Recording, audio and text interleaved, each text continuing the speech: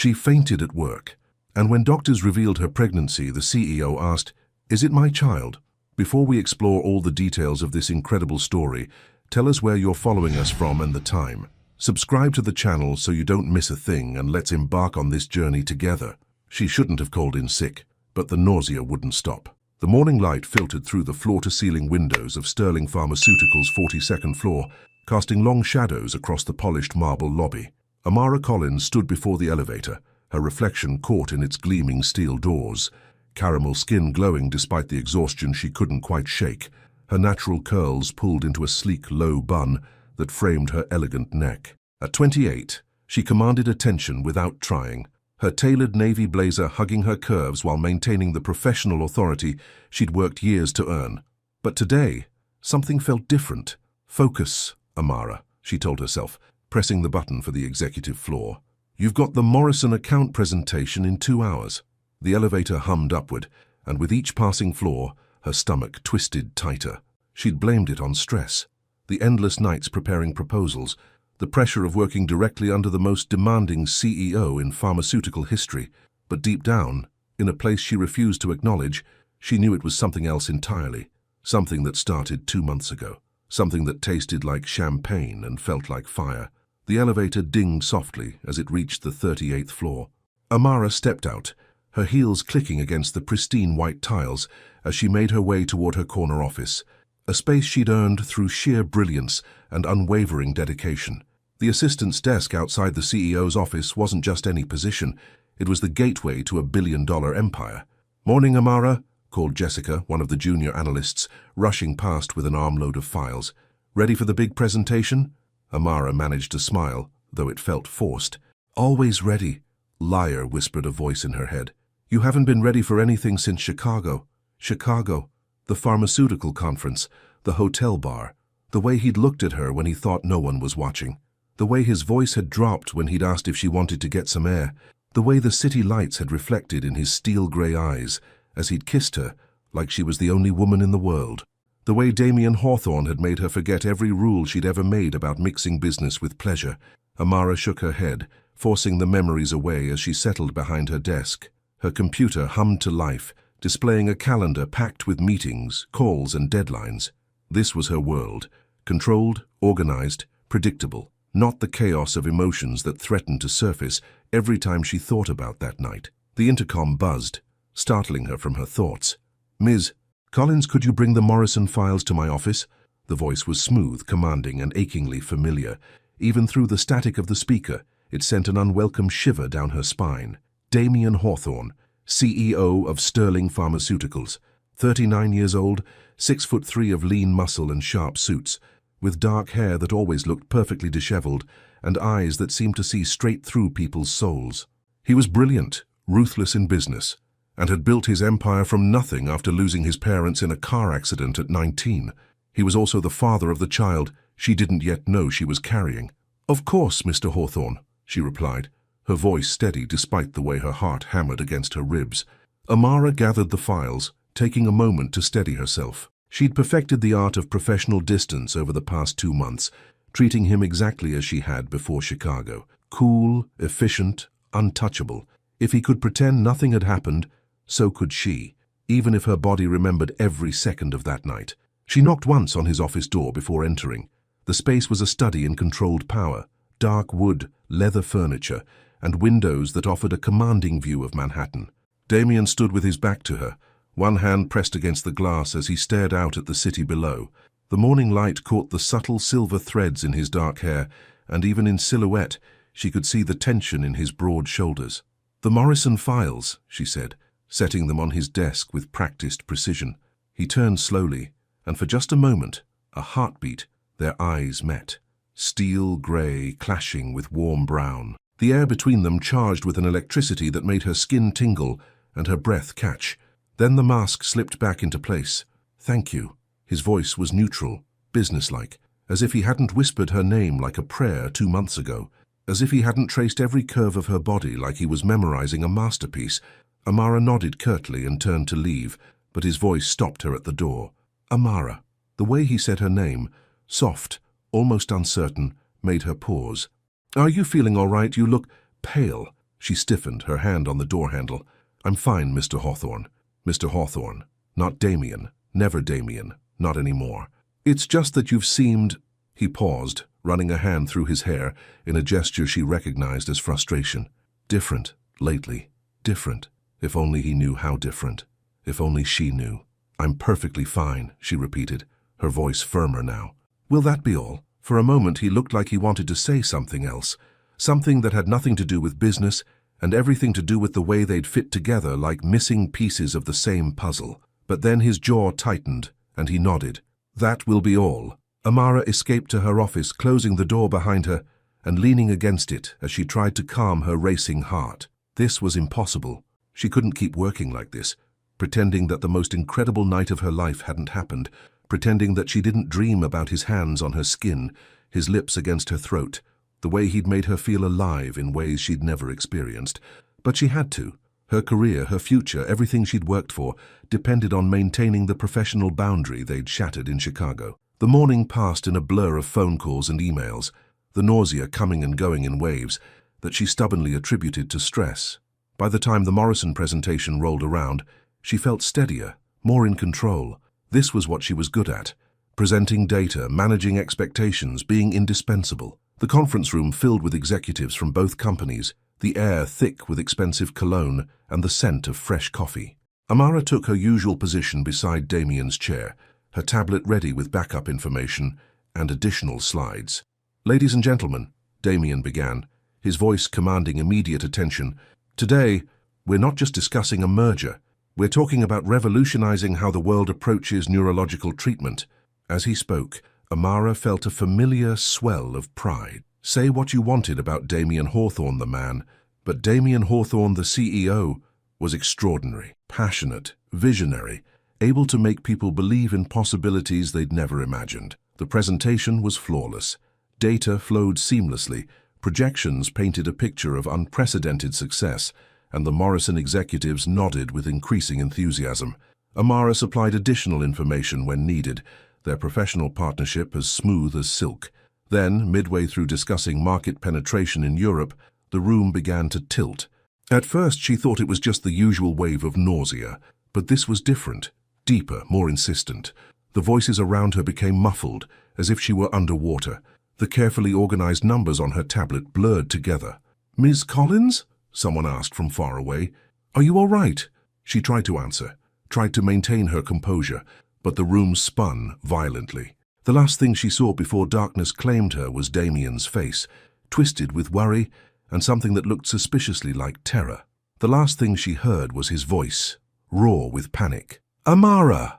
And in that moment, as consciousness slipped away, she realized her carefully constructed world was about to change forever. The presentation room falls silent. Damien drops to his knees beside her unconscious form. And somewhere in the chaos, a truth neither of them is ready to face begins to surface. The beeping of medical equipment was the first thing she heard when the world came back into focus.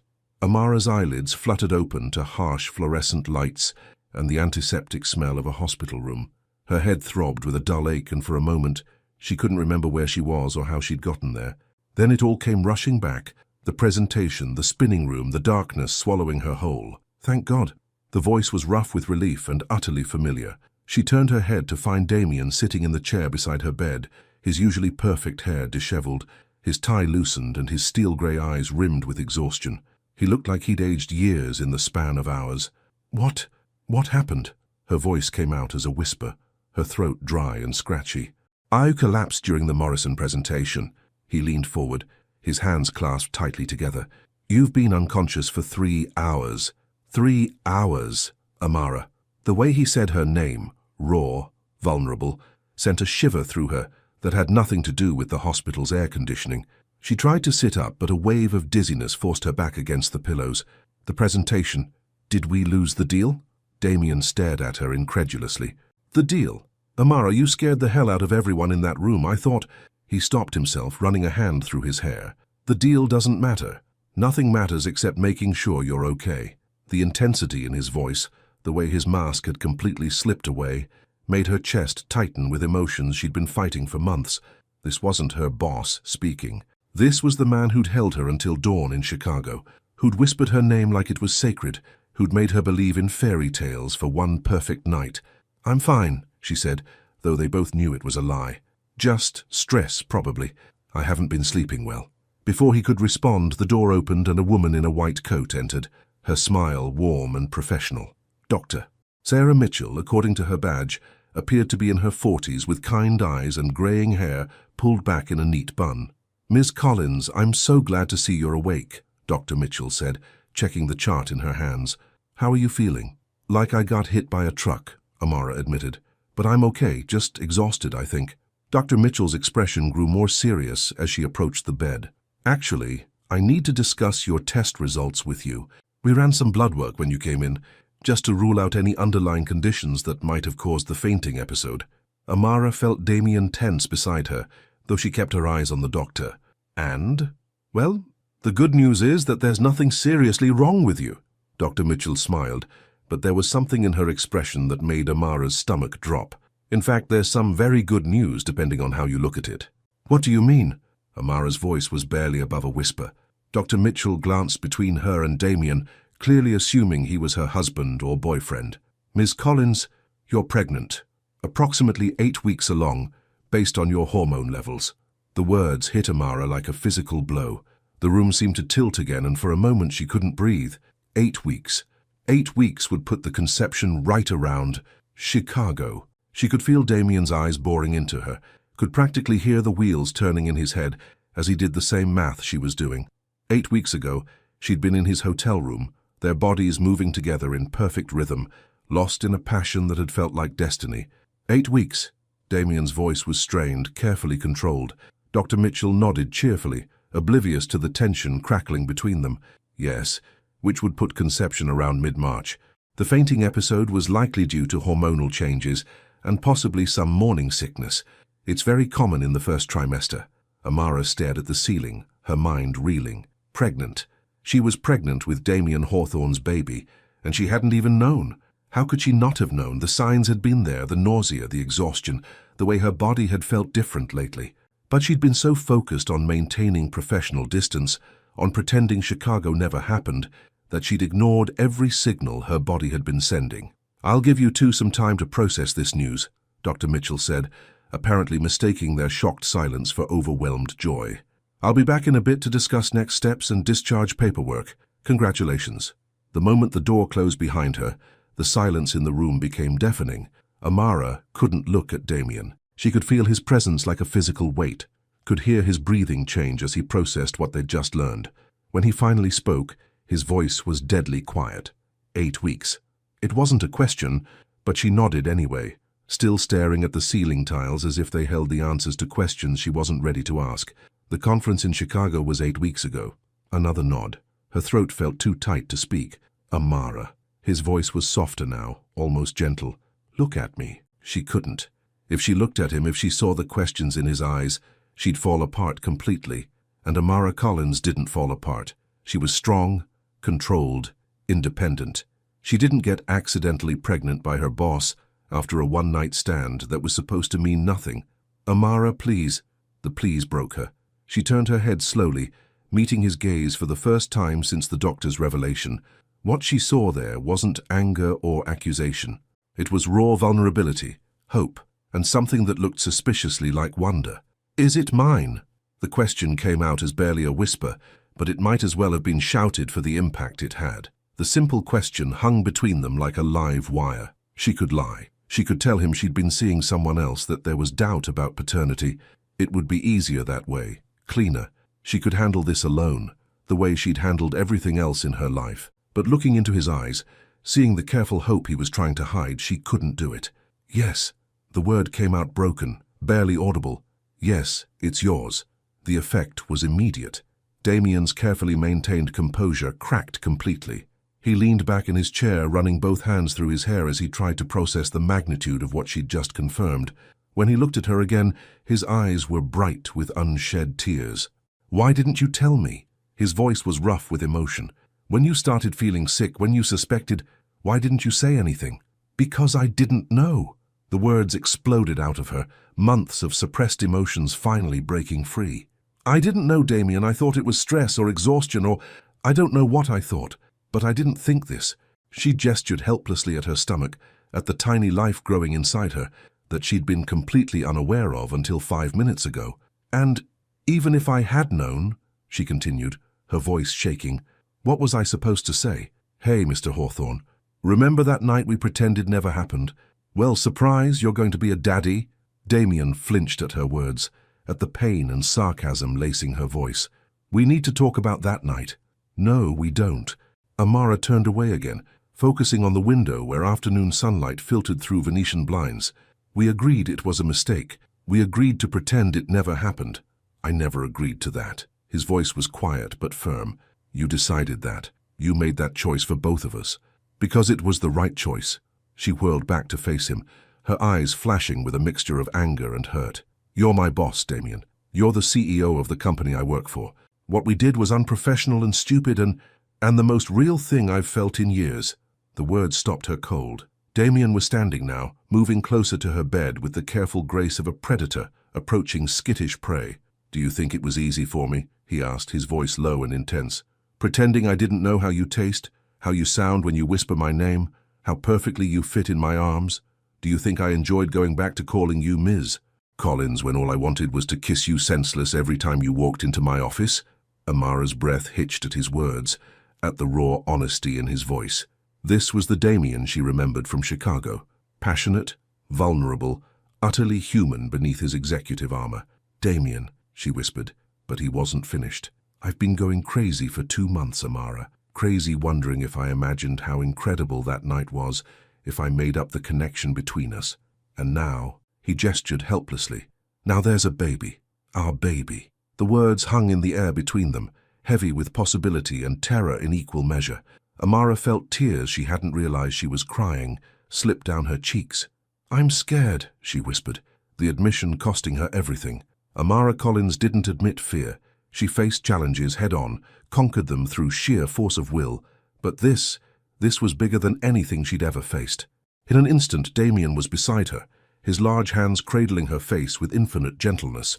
I'm scared too, he admitted, his thumbs brushing away her tears. But we're in this together now.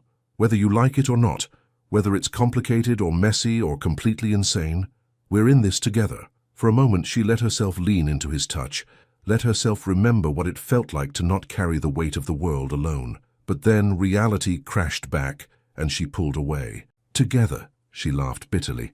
Damien, I work for you. The press would have a field day if they found out the powerful CEO got his assistant pregnant. My career would be over before it started. Then we'll figure it out, he said firmly. We'll find a way to make it work. How? She demanded. How do we make this work when everything about it is impossible? Damien was quiet for a long moment, his grey eyes searching her face. When he spoke again, his voice was steady, certain. And we start with the truth, he said. The truth that what happened in Chicago wasn't a mistake. The truth that I haven't been able to stop thinking about you for 2 months. The truth that the idea of you carrying my child terrifies and thrills me in equal measure. He reached for her hand, his fingers intertwining with hers. And the truth that I want this, Amara. I want you, and I want our baby, and I want to figure out how to make this impossible situation work. Amara stared at him, seeing the sincerity in his eyes, the hope he wasn't bothering to hide anymore.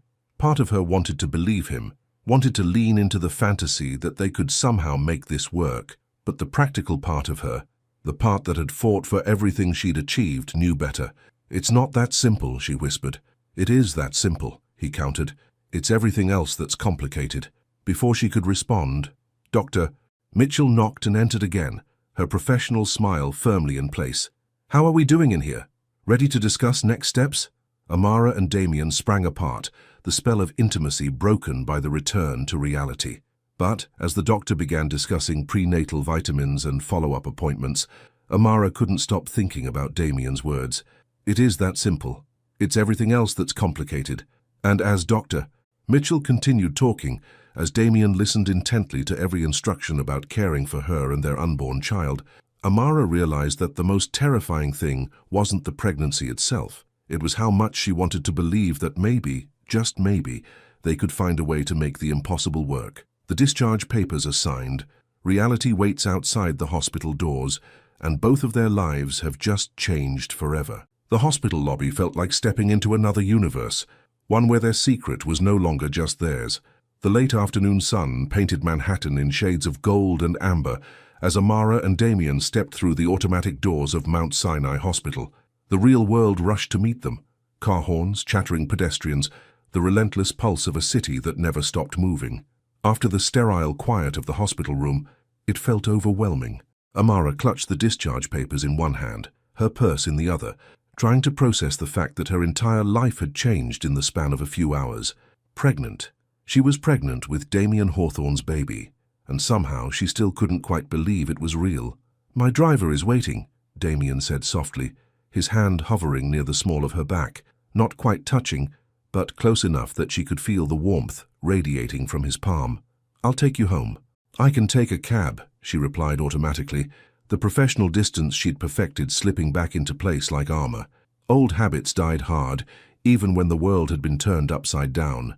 Damien stopped walking, turning to face her on the busy sidewalk. People flowed around them like water around stones, but he seemed completely oblivious to the crowd. His grey eyes were intense, focused entirely on her. "Amara, you just found out you're carrying my child. You're not taking a cab." His voice was gentle but firm, the tone he used in board meetings when he'd made a decision and wouldn't be swayed. "Please, let me take care of you." The word please did something to her resolve, the same way it had in the hospital room. Damien Hawthorne didn't beg. He commanded, he decided, he took charge.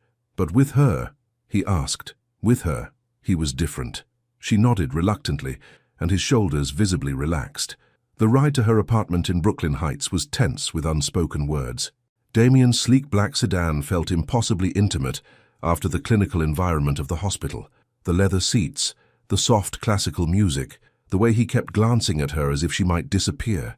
It all felt too much like the car ride back from dinner in Chicago, when the air between them had crackled with possibility and desire. "The Morrison deal," Amara said suddenly, needing to fill the silence with something safe and familiar. "Did we lose it?" Damien looked at her incredulously. "You're pregnant with my child and you're worried about the Morrison deal." "I'm worried about my job," she corrected, though even as she said it, she knew it was only partly true. Work had always been her anchor, her source of identity and control. Without it, she felt adrift. "Your job is secure, Amara. More than secure." He leaned forward slightly, his eyes serious. "But we need to discuss what happens next. How we handle this at the office, what we tell people." "We don't tell people anything," she said quickly. "This is private, personal. It doesn't affect our work." "Doesn't affect our work?" Damien's voice rose slightly. "Amara, you're having my baby. How does that not affect everything?" She turned to look out the window, watching Brooklyn's tree-lined streets blur past. "Because I can't let it. I've worked too hard to get where I am to let this derail my career." The silence that followed was heavy with hurt and frustration. When Damien spoke again, his voice was carefully controlled. "Is that what this is to you? A derailment?" The quiet pain in his voice made her chest tighten, but she forced herself not to look at him. "I don't know what this is yet. I need time to think." The car pulled up outside her building, a converted brownstone with large windows and a small garden courtyard. It was charming without being ostentatious, the kind of place a successful assistant executive could afford without attracting unwanted attention. "I'll walk you up," Damien said, already moving to open his door. "That's not necessary. It's necessary to me." There was something in his tone that brooked no argument, a gentleness wrapped in steel that reminded her why he'd been so successful in business. He got what he wanted, but he made you want to give it to him. They rode the elevator to the 4th floor in silence, the confined space making her hyper-aware of everything about him, the subtle scent of his cologne, the way his suit jacket stretched across his broad shoulders, the careful distance he maintained, even though every cell in her body seemed to be pulling toward him. At her door, Amara fumbled with her keys, her hands shaking slightly. Whether from the day's events or Damien's proximity, she couldn't tell. "Here," he said softly, covering her hands with his to steady them. The touch sent electricity shooting up her arm, and she had to suppress a shiver. "Let me." He took the keys gently, his fingers brushing hers as he unlocked the door. For a moment, they stood frozen in the hallway, his hands still covering hers, their faces inches apart. She could see the flecks of silver in his grey eyes, could feel his breath warm against her skin. "Amara," he whispered, and she knew that if she let him say whatever was in his eyes, everything would change. Again, she stepped back quickly, breaking the spell. "Thank you for the ride." But instead of leaving, Damien followed her inside, closing the door behind him. Her apartment was exactly what he'd expected, elegant but comfortable, with warm colors and carefully chosen artwork, books everywhere, a small piano in one corner, fresh flowers on the coffee table. It was quintessentially her, beautiful, sophisticated, and completely genuine. "Nice place," he said, but his attention wasn't on the decor. It was on her, on the way she was standing with her arms wrapped around herself like a shield. "Damien, you can't be here." Her voice was shaky, and they both knew it had nothing to do with propriety and everything to do with the way he was looking at her. "Why not?" "Because," she gestured helplessly, "because we're not anything. We work together, that's all." "That's all?" He stepped closer and she backed up until she hit the wall beside her bookshelf. He braced one hand against the wall next to her head, not trapping her, but close enough that she could feel the heat radiating from his body. "So what happened in Chicago was nothing. It was a mistake," she whispered, but the words lacked conviction. "Look me in the eyes and tell me it was a mistake." His voice was low, rough with emotion.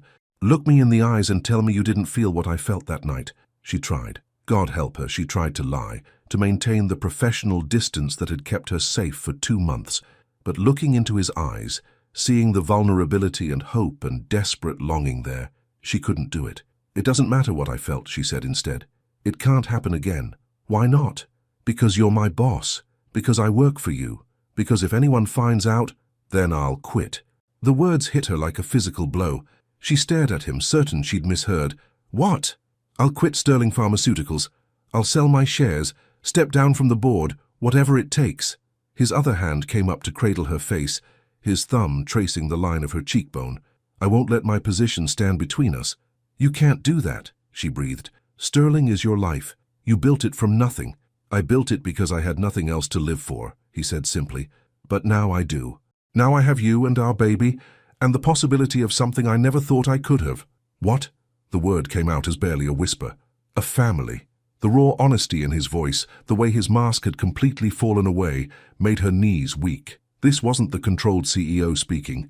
This was just Damien, the man who'd held her in the dark hours before dawn, who'd told her about losing his parents, who'd made her feel less alone in the world than she ever had before. "You don't know what you're saying," she said, but her protest was weak. "You don't know anything about me, about my life. I know you take your coffee black, but add sugar when you think no one's looking," he said softly. "I know you hum when you're concentrating, and you bite your lower lip when you're thinking hard about something. I know you're brilliant and driven and stronger than anyone I've ever met. I know you grew up in foster care, but put yourself through college and graduate school. I know you speak 3 languages and play piano and have nightmares sometimes that make you afraid to sleep." With each word, her defenses crumbled a little more. He did know her. Somehow, in the months they'd worked together and the single night they'd shared, he'd seen her in ways that most people never did. "I know," he continued, his voice growing softer, "that you're terrified of needing anyone, because everyone you've ever needed has let you down. But I'm not going anywhere, Amara. Not this time." Tears she didn't remember starting to cry slipped down her cheeks. "Damien, let me in," he whispered, his forehead resting against hers. "Let me be what you need. Let us try." For a moment, suspended in the golden afternoon light filtering through her windows, she let herself imagine it, letting down her guard, letting him in, building something real and lasting with this impossible man who saw straight through her carefully constructed walls. Then her phone rang. The spell shattered. Amara ducked under his arm, moving to grab her phone from her purse. The caller ID made her heart sink. Jessica Chen, Sterling Pharmaceuticals. "I have to take this," she said, already answering. "Hello? Amara, thank God you're okay." Jessica's voice was bright with relief. "Everyone's been talking about what happened in the presentation. Are you all right? What did the doctors say?" Amara's eyes met Damien's across the room. His expression was carefully neutral, but she could see the tension in his shoulders, the way his hands had clenched into fists at his sides. "I'm fine," she said into the phone, forcing her voice to stay steady. "Just exhaustion. I'll be back in the office tomorrow." "Tomorrow? Are you sure you should?" "I'm sure. Just a little rest and I'll be good as new." After she hung up, the silence stretched between them like a chasm. Damien's face had shuttered again, the vulnerable man from moments before replaced by the controlled executive she knew so well. "Back to the office tomorrow," he said quietly. "Back to pretending nothing happened." Damien, "No, I get it." He straightened his tie, his movements sharp and precise. "You've made your position clear. We work together, that's all." "It's not that simple." "It is exactly that simple, Amara. You're either willing to try, or you're not. You either trust me or you don't." He moved toward the door, pausing with his hand on the knob. "I'll have my lawyer draw up papers regarding the baby. Financial support, medical expenses, whatever you need. But if you want to keep pretending that what's between us doesn't exist." He turned to look at her one last time, and the pain in his eyes nearly brought her to her knees. "Then I'll pretend too." The door closed behind him with a soft click, and Amara was alone. She sank onto her couch, one hand unconsciously moving to her still flat stomach. Outside, the sounds of Brooklyn evening life filtered through her windows. Children playing, neighbors chatting, the distant hum of traffic. Normal sounds of normal life. But nothing about her life was normal anymore. And as she sat in her carefully ordered apartment, surrounded by the life she'd built through determination and independence, she couldn't shake the feeling that she'd just made the biggest mistake of her life. The golden light faded to evening shadows, and with it the possibility of something beautiful slipped further away. End of Chapter 3. Tomorrow they'll return to the office. Tomorrow they'll pretend nothing has changed. But some secrets are too big to hide, and some connections are too powerful to deny. Walking into Sterling Pharmaceuticals felt like stepping into a minefield where every glance could be explosive. The morning sun cast long shadows across the marble lobby as Amara stepped through the revolving doors of Sterling Pharmaceuticals. She'd spent an hour perfecting her makeup to hide the exhaustion etched in every line of her face, choosing her most professional blazer, navy blue with sharp shoulders that made her feel armored and in control. But beneath the carefully constructed exterior, her heart hammered against her ribs like a caged bird. Pregnant. The word echoed in her mind with every click of her heels against the polished floor. She was carrying Damien Hawthorne's baby, and today she had to pretend that nothing had changed. The elevator ride to the executive floor felt endless.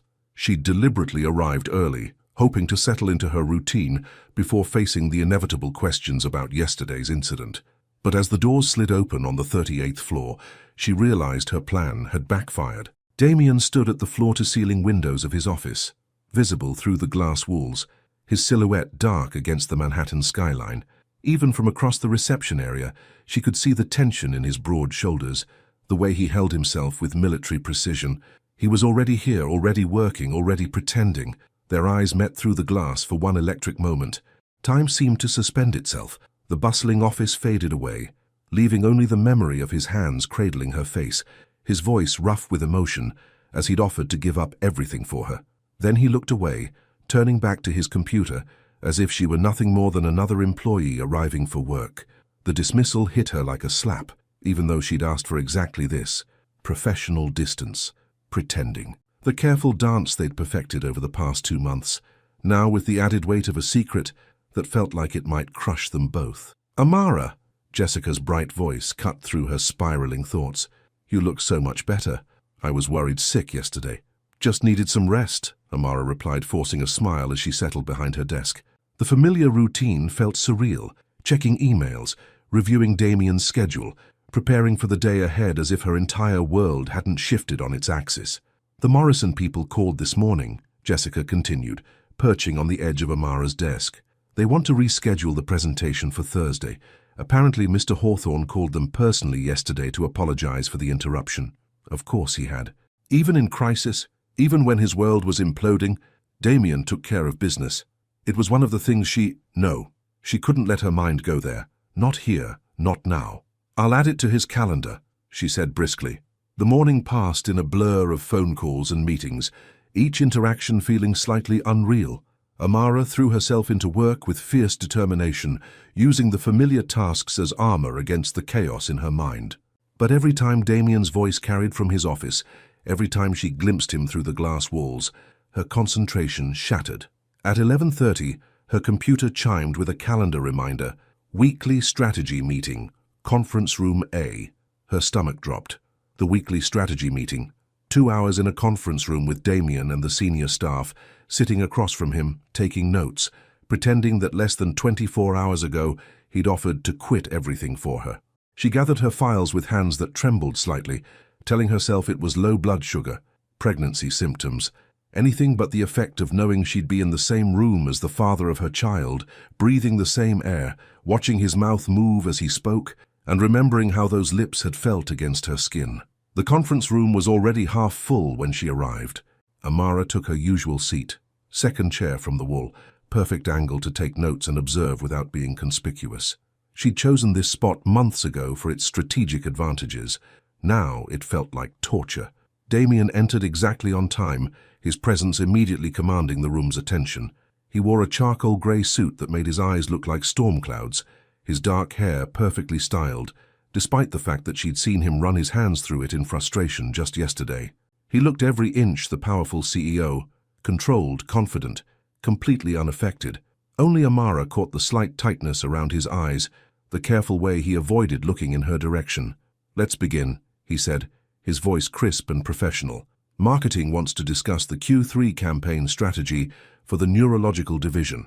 The meeting proceeded normally, presentations, discussions, the usual corporate choreography that Amara could navigate in her sleep. She took notes with mechanical precision, her handwriting neat and controlled even as her pulse raced every time Damien spoke. Then, 40 minutes in, disaster struck in the most mundane way possible. Amara reached for her water glass at the exact moment Damien leaned forward to examine a document. Their fingers brushed, barely a whisper of contact, but the effect was electric. The touch sent sparks shooting up her arm, and she jerked back so quickly that she knocked over her water glass. Ice water spread across the polished conference table, soaking into reports and pooling around laptops. The room erupted in concerned chatter as people grabbed papers and napkins, but all Amara could focus on was the way Damien had gone completely still. "I'm so sorry," she stammered, grabbing napkins to clean up the mess. "I don't know what—" "It's fine," Damien said, but his voice was strained. He handed her his handkerchief, monogrammed linen that smelled faintly of his cologne, and their fingers brushed again as she took it. This time neither of them pulled away immediately. The touch lasted perhaps 3 seconds, an eternity in a room full of colleagues. When they finally broke contact, the air between them crackled with enough electricity to power half of Manhattan. "Perhaps we should take a short break," announced Patricia Wells, the head of marketing, glancing between them with barely concealed curiosity.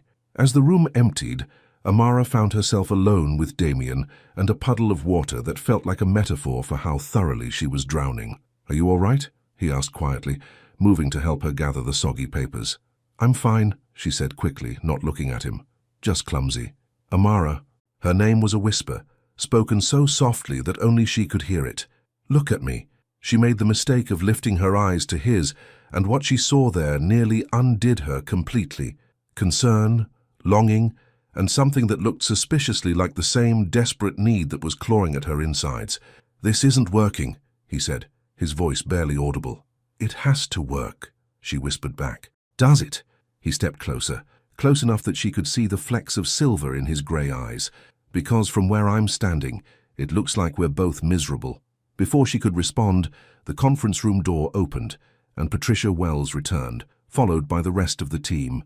Damien stepped back smoothly, his professional mask sliding into place so seamlessly that Amara almost wondered if she'd imagined the moment of vulnerability.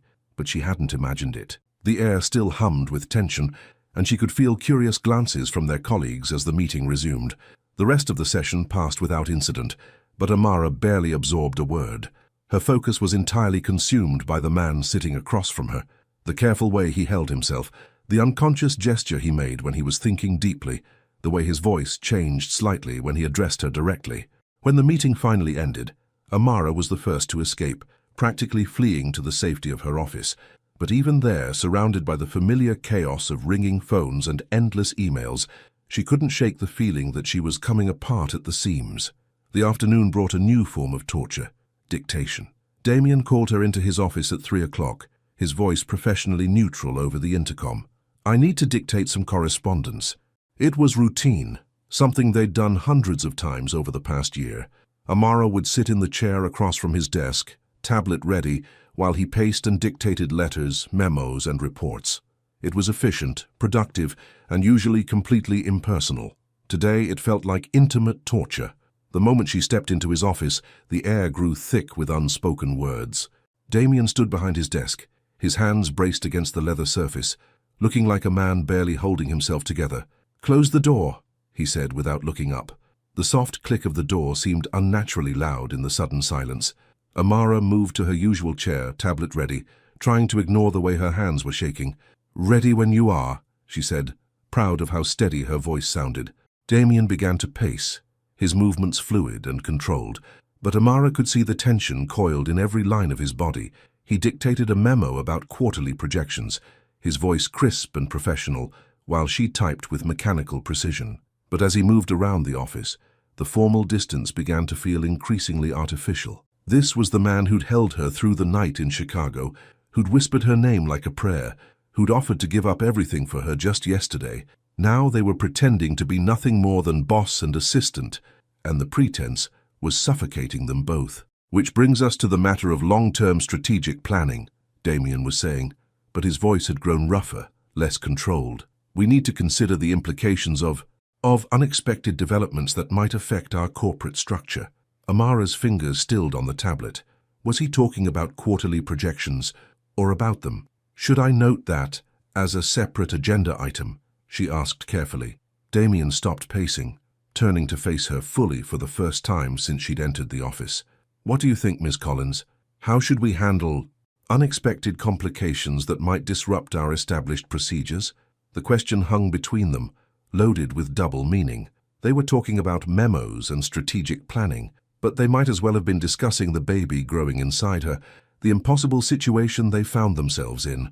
"I think," Amara said slowly, "that sometimes unexpected complications can lead to better outcomes, if handled properly."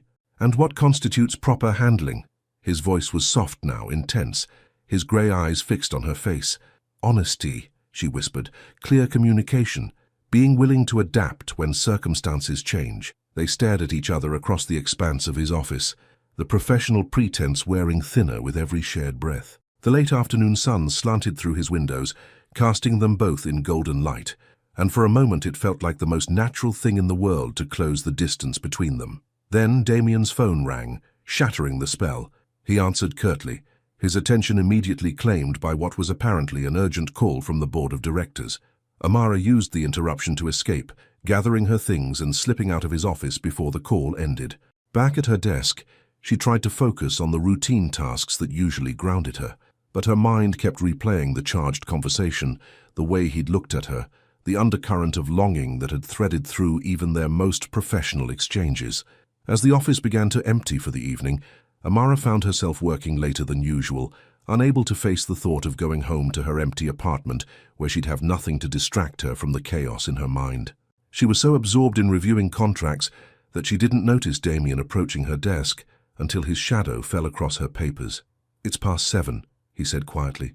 "You should go home." "I'm almost finished," she replied without looking up, hyper-aware of his presence beside her desk. "Amara." The way he said her name made her look up despite herself.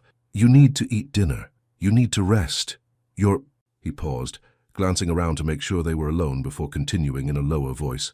"You're carrying my child. I can't stand by and watch you exhaust yourself." The genuine concern in his voice, the careful way he acknowledged their situation while maintaining the necessary discretion, made her chest tighten with emotions she couldn't name. "I can take care of myself," she said, but the protest lacked conviction.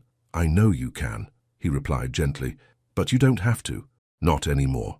The simple statement hung between them like a lifeline, an offer of support, of partnership, of something she'd never allowed herself to want. For a moment, in the quiet emptiness of the evening office, surrounded by the detritus of corporate life, she let herself imagine accepting that offer, letting him take care of her, building something real and lasting despite all the complications. Then reality crashed back, and she began gathering her things with brisk efficiency. "I should go," she said. "Long day tomorrow." Damien nodded, stepping back to give her space, but his eyes never left her face. "Amara," he said as she reached the elevator, "this isn't over." It wasn't a threat or a promise, just a simple statement of fact that made her pulse race and her heart ache in equal measure. The elevator doors closed between them, but the truth remained. Some things were too powerful to hide, even behind the thickest walls of professional pretense. Another day of pretending, another night of wanting what seems impossible, but in the morning they'll have to face each other again, and the mask is getting harder to maintain. Some masks are meant to crack, and when they do, everything beautiful and terrifying underneath comes rushing out. The emergency board meeting was called for Friday morning, and Amara knew it was going to be a disaster before she even stepped into the room. She'd spent Thursday night tossing and turning, her body caught between exhaustion and the restless energy that seemed to pulse through her whenever she thought about Damien, which was constantly. The morning sickness had gotten worse, waves of nausea that left her gripping the bathroom counter and wondering how she was going to keep hiding this from everyone. But it wasn't just the pregnancy symptoms that had her on edge. It was the way Damien had been looking at her all week, like he was barely holding himself back from doing something that would shatter their carefully maintained professional facade. It was the charged silences, the accidental touches that lasted a heartbeat too long, the way her name sounded different when he said it.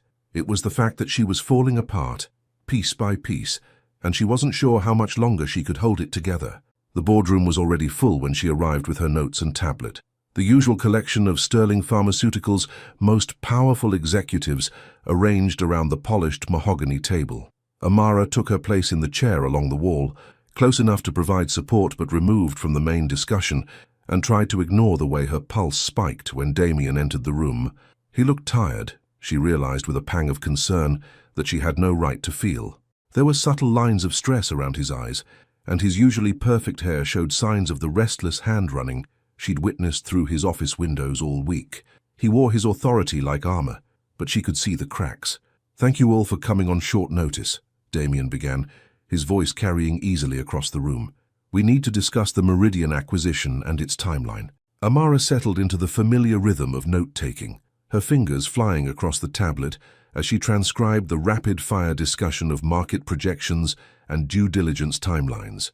It was complex, high-stakes corporate maneuvering that normally would have engaged her completely. Instead, she found herself stealing glances at Damien, watching the way he commanded the room with quiet intensity. This was where he belonged, making decisions that affected thousands of lives, building the empire he'd created from nothing. The thought of him giving it all up, the offer he'd made in her apartment, sent a stab of guilt through her chest. "The regulatory approval could take 18 months, board member Ronald Hartley was saying, his gravelly voice cutting through her distraction. "That's assuming we don't hit any unexpected complications." Unexpected complications. The phrase made Amara's pen slip, leaving an ink blot on her otherwise pristine notes.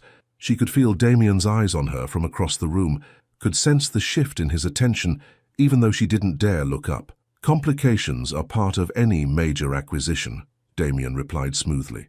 "The key is anticipating them and having contingency plans in place." "Easy to say," piped up Sandra Morrison, the silver-haired head of legal. "But some complications can't be planned for. Personal scandals, conflicts of interest, anything that might affect public perception of the company." Amara's blood turned to ice. The words weren't directed at her specifically, but they felt like arrows aimed straight at her chest. Personal scandals, conflicts of interest, everything she and Damien were desperately trying to avoid. "Which is why we maintain the highest standards of professional conduct at all levels," Damien said, but there was a slight tightness to his voice that only Amara seemed to catch. "Sterling Pharmaceuticals has built its reputation on integrity and transparency." The irony was suffocating. Here they sat discussing integrity and transparency, while she carried his child, and they both pretended nothing had changed between them. The weight of the secret felt crushing, and suddenly the elegant boardroom with its panoramic view of Manhattan felt like a prison. Amara tried to focus on her breathing, on the mundane task of taking notes, but the room seemed to be tilting slightly. The familiar wave of nausea rolled through her stomach, stronger this time, accompanied by a dizzy rush that made the voices around the table sound distant and muffled. "Not now," she pleaded silently. "Not here." But her body had other plans. The pen slipped from her suddenly nerveless fingers, clattering to the floor with a sound that seemed unnaturally loud. Several board members glanced in her direction, but Amara was beyond caring about the attention. The nausea was building to a crescendo, and she knew with horrible certainty that she was about to be sick. In front of everyone, in front of Damien. She bolted from her chair with a whispered, "Excuse me," one hand pressed to her mouth as she rushed toward the door. Behind her, She could hear the surprised murmurs of the board members, could feel their curious eyes following her hasty exit, but it was Damien's voice that stopped her at the door, sharp with barely concealed panic. "Amara, wait!" She didn't stop, couldn't stop. The hallway blurred past as she made a desperate dash for the nearest bathroom, barely making it into a stall before her stomach betrayed her completely. The retching was violent and humiliating, her body purging itself while her mind reeled with the implications of what had just happened. She'd run out of the most important board meeting of the quarter, in front of the company's most senior executives, looking exactly like what she was, a woman in the early stages of pregnancy struggling to keep it together. When the worst of it passed, she slumped against the cool metal wall of the bathroom stall, tears of frustration and fear streaming down her cheeks. How was she going to explain this? How was she going to face those people again? Pretend it was just a stomach bug or stress or anything other than the truth that felt too big and dangerous to contain. The bathroom door opened, and Amara heard the soft click of expensive heels on tile. "Amara? Honey, are you all right?" Sandra Morrison's voice was gentler than Amara had ever heard it, filled with what sounded like genuine concern. The older woman had always been intimidating, brilliant, sharp-tongued, utterly professional, but now she sounded almost maternal. "I'm fine," Amara called weakly, trying to pull herself together. "Just something I ate, I think." There was a pause, then Sandra's voice again, closer this time. "May I come in?" Before Amara could protest, the stall door opened. Sandra took one look at her, pale, shaky, clearly struggling, and her expression softened with understanding. "Oh, sweetheart," she said quietly. "How far along are you?" The question hit Amara like a physical blow. There was no judgment in Sandra's voice, no accusation, just the quiet recognition of one woman who'd been through this recognizing another who was struggling with the same challenges. "I don't know what you mean," Amara whispered, but the protest was weak. Sandra handed her a tissue, her movement gentle. "I have 3 daughters, dear. I know morning sickness when I see it." She paused, studying Amara's face with shrewd eyes. "The question is, does he know?" Amara didn't have to ask who he was. The way Sandra had watched the interaction in the boardroom, the sharp intelligence that had made her one of the most successful corporate lawyers in the city. Of course, she'd picked up on the undercurrents between Amara and Damien. "Sandra, please, your secret is safe with me," the older woman said firmly. "But honey, you can't keep doing this to yourself. The stress, the pretending, it's not good for you or the baby." Tears spilled over despite Amara's attempts to control them. "I don't know what to do," she admitted, the words torn from somewhere deep inside her. "I don't know how to make this work." Sandra was quiet for a moment, then reached out to squeeze Amara's shoulder. "You start by taking care of yourself, and you stop trying to handle everything alone." She paused. "That young man of yours is about ready to tear the building apart looking for you. He sent me in here because he was afraid it would cause more speculation if he came himself." The thought of Damien pacing outside the bathroom, torn between concern and the need to maintain their professional cover, made Amara's chest ache. "This is such a mess." "All the best love stories are messy, dear," Sandra said with a small smile. "The question is whether you're brave enough to fight for what matters." Before Amara could respond, Sandra was gone, leaving her alone with her turbulent thoughts and the echo of words that hit far too close to home. Fight for what matters. Amara splashed cold water on her face, trying to repair the damage to her makeup and compose herself for the inevitable return to the boardroom. But when she opened the bathroom door, she found Damien waiting in the hallway, his face etched with worry that he wasn't bothering to hide. "Are you all right?" The question came out rougher than he probably intended, his professional mask completely absent. "I'm fine," she said automatically, but her voice shook. "No, you're not." He stepped closer, and she could see the barely leashed panic in his grey eyes. "Amara, this has to stop. You're making yourself sick trying to pretend." "Pretend what?" The words came out sharper than she'd intended, defensive and raw. "Pretend that we're not completely screwed. Pretend that there's some magical solution that makes this work without destroying both our careers. I told you I'd quit. And I told you that's insane." The dam finally burst, months of suppressed emotion pouring out in a rush of words she couldn't take back. "You built Sterling from nothing. It's your life's work, your legacy. I won't be the reason you throw it all away. Then what do you suggest?" His voice was rising now, professional discretion abandoned in the face of his frustration. "Because watching you make yourself sick, watching you run away from me every day, watching you pretend that what's between us doesn't exist, I can't do it anymore, Amara. I can't. They were standing in the middle of the executive hallway, voices echoing off marble walls, completely exposed to anyone who might walk by. It was professional suicide, and they both knew it. But something had broken between them, some carefully maintained barrier that had finally cracked under the pressure of too many secrets and too much longing. "What do you want from me?" Amara demanded, tears streaming down her face now. "What do you want me to say?" "I want you to tell me you feel it too," Damien said, his voice dropping to an urgent whisper. "I want you to stop running away every time I get close. I want you to admit that what happened in Chicago was the most real thing either of us has ever experienced." The words hung between them like a challenge, like a dare. In the distance, Amara could hear the soft hum of office life continuing around them, phones ringing, printers whirring, the mundane sounds of a world that suddenly felt very far away. "It doesn't matter what I feel," she whispered. But even as she said it, she knew it was a lie. "It's the only thing that matters." Damien reached for her hand, his fingers intertwining with hers, in a gesture that was intimate and desperate and completely inappropriate for their corporate surroundings. "Amara, I'm falling apart without you. These past 2 months have been hell and I can't keep pretending anymore." She stared at their joined hands, at the way his fingers fit perfectly between hers, and felt something inside her chest crack wide open. This was madness. This was professional suicide. This was everything she'd spent her career avoiding, and it was the most honest moment she'd had in months. "The board meeting," she started weakly. "Can wait," he finished. "They'll assume you had a stomach bug. Sandra will cover for us. She's good at managing crises." The mention of Sandra made Amara remember the older woman's words. All the best love stories are messy. Maybe it was time to stop fighting the mess. Maybe it was time to be brave. "Damien," she whispered, his name a prayer and a surrender all at once. And then, in the middle of the executive hallway of Sterling Pharmaceuticals, with their careers and reputations hanging in the balance, Amara Collins finally stopped running. She reached up and touched his face, her fingers tracing the sharp line of his jaw, and watched as his careful control shattered completely. "I feel it too," she admitted, the words barely audible. "God help me, I feel it too." The confession hung between them like a bridge, fragile and terrifying and absolutely necessary. And for the first time in months, neither of them looked away. The mask is gone. The truth is out. And now they'll have to face what comes next. Together. The truth has a way of making everything both clearer and more complicated at the same time.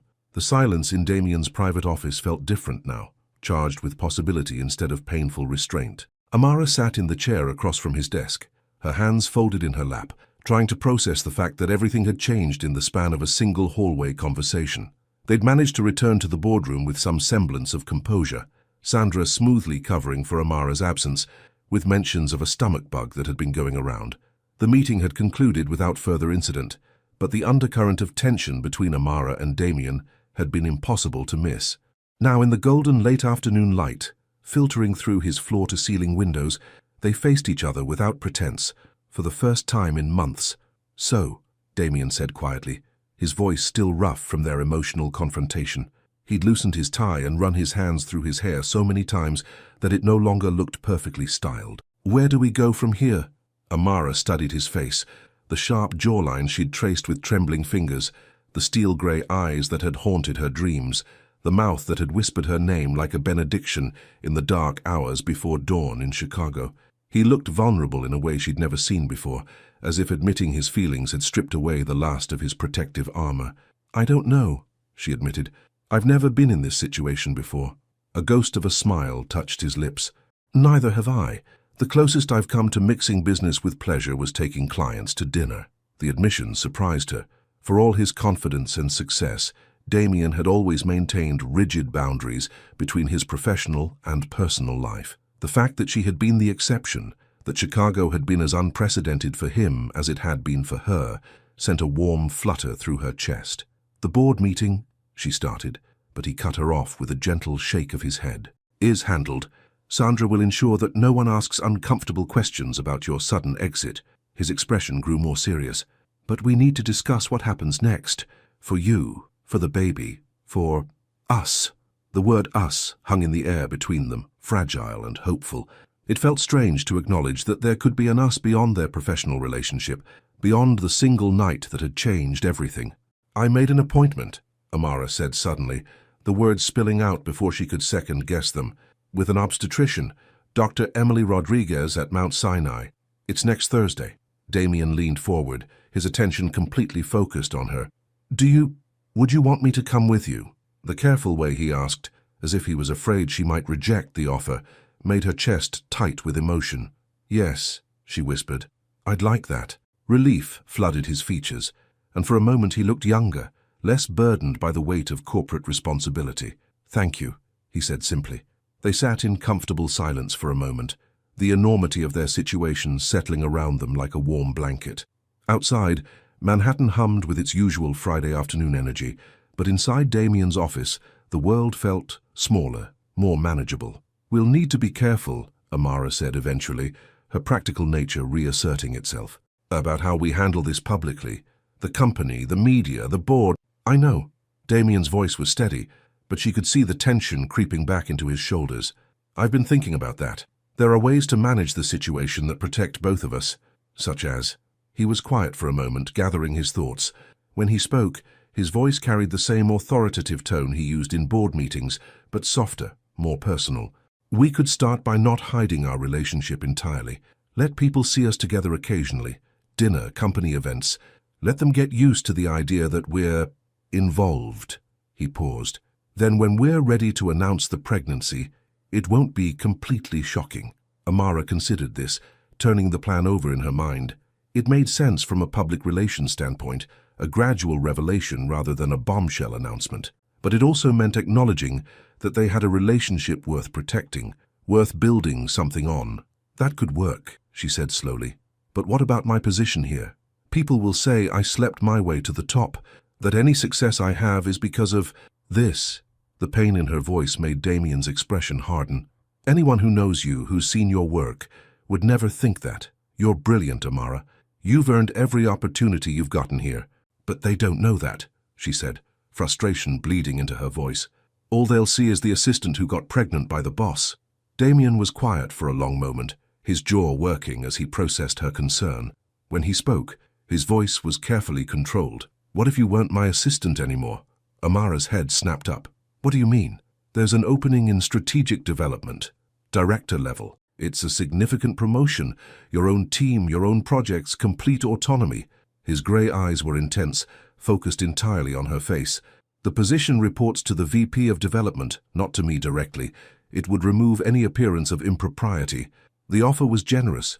More than generous, it was exactly the kind of career advancement she'd been working toward for years. But the way he presented it, the careful neutrality in his voice, made her stomach drop. "You want to transfer me to get me away from you," she said, the words coming out flatter than she'd intended. "No." The response was immediate and emphatic. "I want to give you the career you deserve, without anyone being able to question how you got it. I want to protect you from the kind of speculation that could damage your reputation." She studied his face, searching for any sign of deception or hidden agenda. What she found instead was genuine concern, the look of a man trying to solve a problem that had no perfect solution. "And you think this would work? That people wouldn't still talk?" "People will always talk," he said honestly. "But this way, when they do, you'll have a track record of success that has nothing to do with me. You'll have built something on your own merit." It was logical, practical, and probably the smartest path forward. It was also terrifying in a way she couldn't quite name. "I need time to think about it," she said finally. "Of course." He leaned back in his chair, running a hand through his already disheveled hair. "Take all the time you need. The position isn't going anywhere." Another silence fell between them, but this one was less comfortable, weighted with the complexity of decisions that would affect both their futures. Amara found herself studying the view from his windows, the Manhattan skyline bathed in golden afternoon light, the city that had become home, the world that suddenly felt both more solid and more fragile than before. "Damien," she said softly, not looking at him. "What do you want? Really want, I mean, not what's practical or smart or good for the company. What do you want?" When she finally turned to face him, she found him watching her with an expression that made her breath catch. There was longing there, yes, but also something deeper, something that looked like hope wrapped in determination. "I want to take you home," he said quietly. "I want to cook you dinner and make sure you're eating enough. I want to go to doctor's appointments and argue about baby names and feel our child kick for the first time. His voice grew softer, more vulnerable. I want to wake up next to you and not have it be a one-time mistake. I want to build something real with you, Amara. Something that lasts. The words washed over her like a tide, carrying away the last of her carefully constructed defenses. This was the man she'd glimpsed in Chicago. Not the controlled CEO, but the person underneath. The one who'd held her through the night and made her feel less alone in the world than she ever had before. I want that too, she whispered, the admission costing her everything and giving her everything in return. It terrifies me, but I want it too. Damien's smile was radiant, transforming his entire face. He stood slowly, moving around his desk with the careful grace she'd always admired, and knelt beside her chair. His hands found hers, fingers intertwining with a familiarity that spoke of deeper connection. Then let's be terrified together, he said, bringing her hand to his lips and pressing a gentle kiss to her knuckles. Let's figure this out as we go. The simple gesture, intimate without being inappropriate, tender without being possessive, made her feel more cherished than any grand romantic gesture could have. This was what she'd been afraid to want, someone who saw her completely and chose to stay anyway. Okay, she said, the word barely a whisper but carrying the weight of a lifetime of decisions. Okay. They stayed like that for a moment, hands linked, hearts open, the future stretching out before them like an unmapped territory full of possibility and challenge in equal measure. Then Damien's phone buzzed with an urgent message, breaking the spell and reminding them both that they were still in his office, still surrounded by the corporate world that would demand explanations and strategies and carefully managed revelations. I should go, Amara said, reluctantly pulling her hands free. People will start to wonder if I'm in here too long. Wait. Damien stood, moving to his desk and pulling out a business card. He wrote something on the back before handing it to her. My personal number, not the company line. Amara looked down at the card, at his bold handwriting spelling out digits that felt like a secret code to a different world. A world where they could be themselves instead of boss and assistant, where they could explore the connection that had been simmering beneath the surface for months. Text me when you get home, he said. Let me know you're safe. The request was simple, but it carried the weight of a promise, that he would be there, that he cared, that she wasn't alone anymore. I will, she said, slipping the card into her purse. As she reached for the door handle, his voice stopped her one last time. Amara. She turned back to find him watching her with an expression that made her knees weak. Thank you, for trusting me with this, for trusting me with you. She smiled, the first genuine smile she'd given him since Chicago. And something in the air between them shifted. The painful tension that had characterized their interactions for months was gone, replaced by something warmer, more hopeful, something that felt like the beginning of everything. The office door closed behind her, but for the first time in months it didn't feel like an ending. It felt like the start of something beautiful and terrifying, and absolutely worth fighting for. Trust has been given, promises have been made, and in the golden light of a Friday afternoon, two people who've been pretending they didn't need each other finally stopped lying to themselves. Saturday morning felt different when you weren't pretending anymore. Amara stared at her reflection in the bathroom mirror, trying to calm the butterflies that had taken residence in her stomach. It wasn't morning sickness this time. It was pure, undiluted nervousness. In 2 hours, Damien would pick her up for what could only be described as their first real date. Their first anything really outside of that single night in Chicago and the sterile confines of Sterling Pharmaceuticals. She'd changed clothes 3 times, finally settling on a soft burgundy sweater that brought out the warm undertones in her skin and dark jeans that were comfortable enough for whatever he had planned. The outfit was casual but polished, approachable but still unmistakably her. She'd left her hair down, loose curls that framed her face in a way that felt more natural than the sleek buns she wore to work. Her phone buzzed on the bathroom counter, and Damien's name appeared on the screen. Just seeing it there in her personal space rather than on her work phone sent a flutter of warmth through her chest. On my way. Hope you're hungry, she typed back quickly. Always. See you soon. The response came immediately. Can't wait. 2 simple words that made her smile like a teenager with her first crush. This was ridiculous, she told herself. She was 28 years old, a successful executive, carrying this man's child. She shouldn't feel like a nervous schoolgirl about a simple dinner, but as she applied a final coat of lip gloss and grabbed her purse, she couldn't shake the feeling that this was something momentous, the first step into whatever they were going to become. Damien arrived precisely on time, a trait she'd always appreciated about him in business that felt even more meaningful in this context. When she opened the door to her apartment, the sight of him nearly took her breath away. She'd seen him in countless expensive suits, had memorized the way he commanded boardrooms and dominated conference calls, but this version of Damien, wearing dark jeans and a charcoal cashmere sweater that clung to his broad shoulders, his hair slightly less perfectly styled than usual, was somehow more devastating than any corporate armor. He looked approachable, real, like the man who'd held her through the night in Chicago rather than the untouchable CEO who occupied the corner office. "Hi?" he said simply, but his grey eyes were doing things that made her pulse race. "Hi yourself," she managed, grabbing her coat from the hook beside the door. "Where are we going?" "That depends," he said, helping her into her jacket with a gentleness that made her skin tingle where his fingers brushed her shoulders. "How do you feel about surprises?" "I like to know what I'm getting into," she admitted as they walked toward the elevator. It was true. Amara had built her life on careful planning and controlled outcomes. Surprises were dangerous things that could disrupt the order she'd worked so hard to maintain.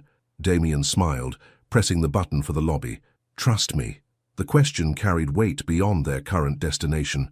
Trust him with this evening. Trust him with her heart. Trust him with the future they were tentatively building together. She met his gaze in the elevator's polished steel doors and nodded.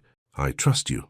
His car was waiting outside, not the sleek corporate sedan with driver that he used for business, but a silver Audi that he drove himself. The gesture felt significant, another sign that this was personal rather than professional. "Music preference?" he asked as they pulled away from her building, heading toward Manhattan. "Surprise me," she said, feeling bold. "Apparently I'm trying new things." He laughed, a rich, warm sound that she realized she'd never heard in the office.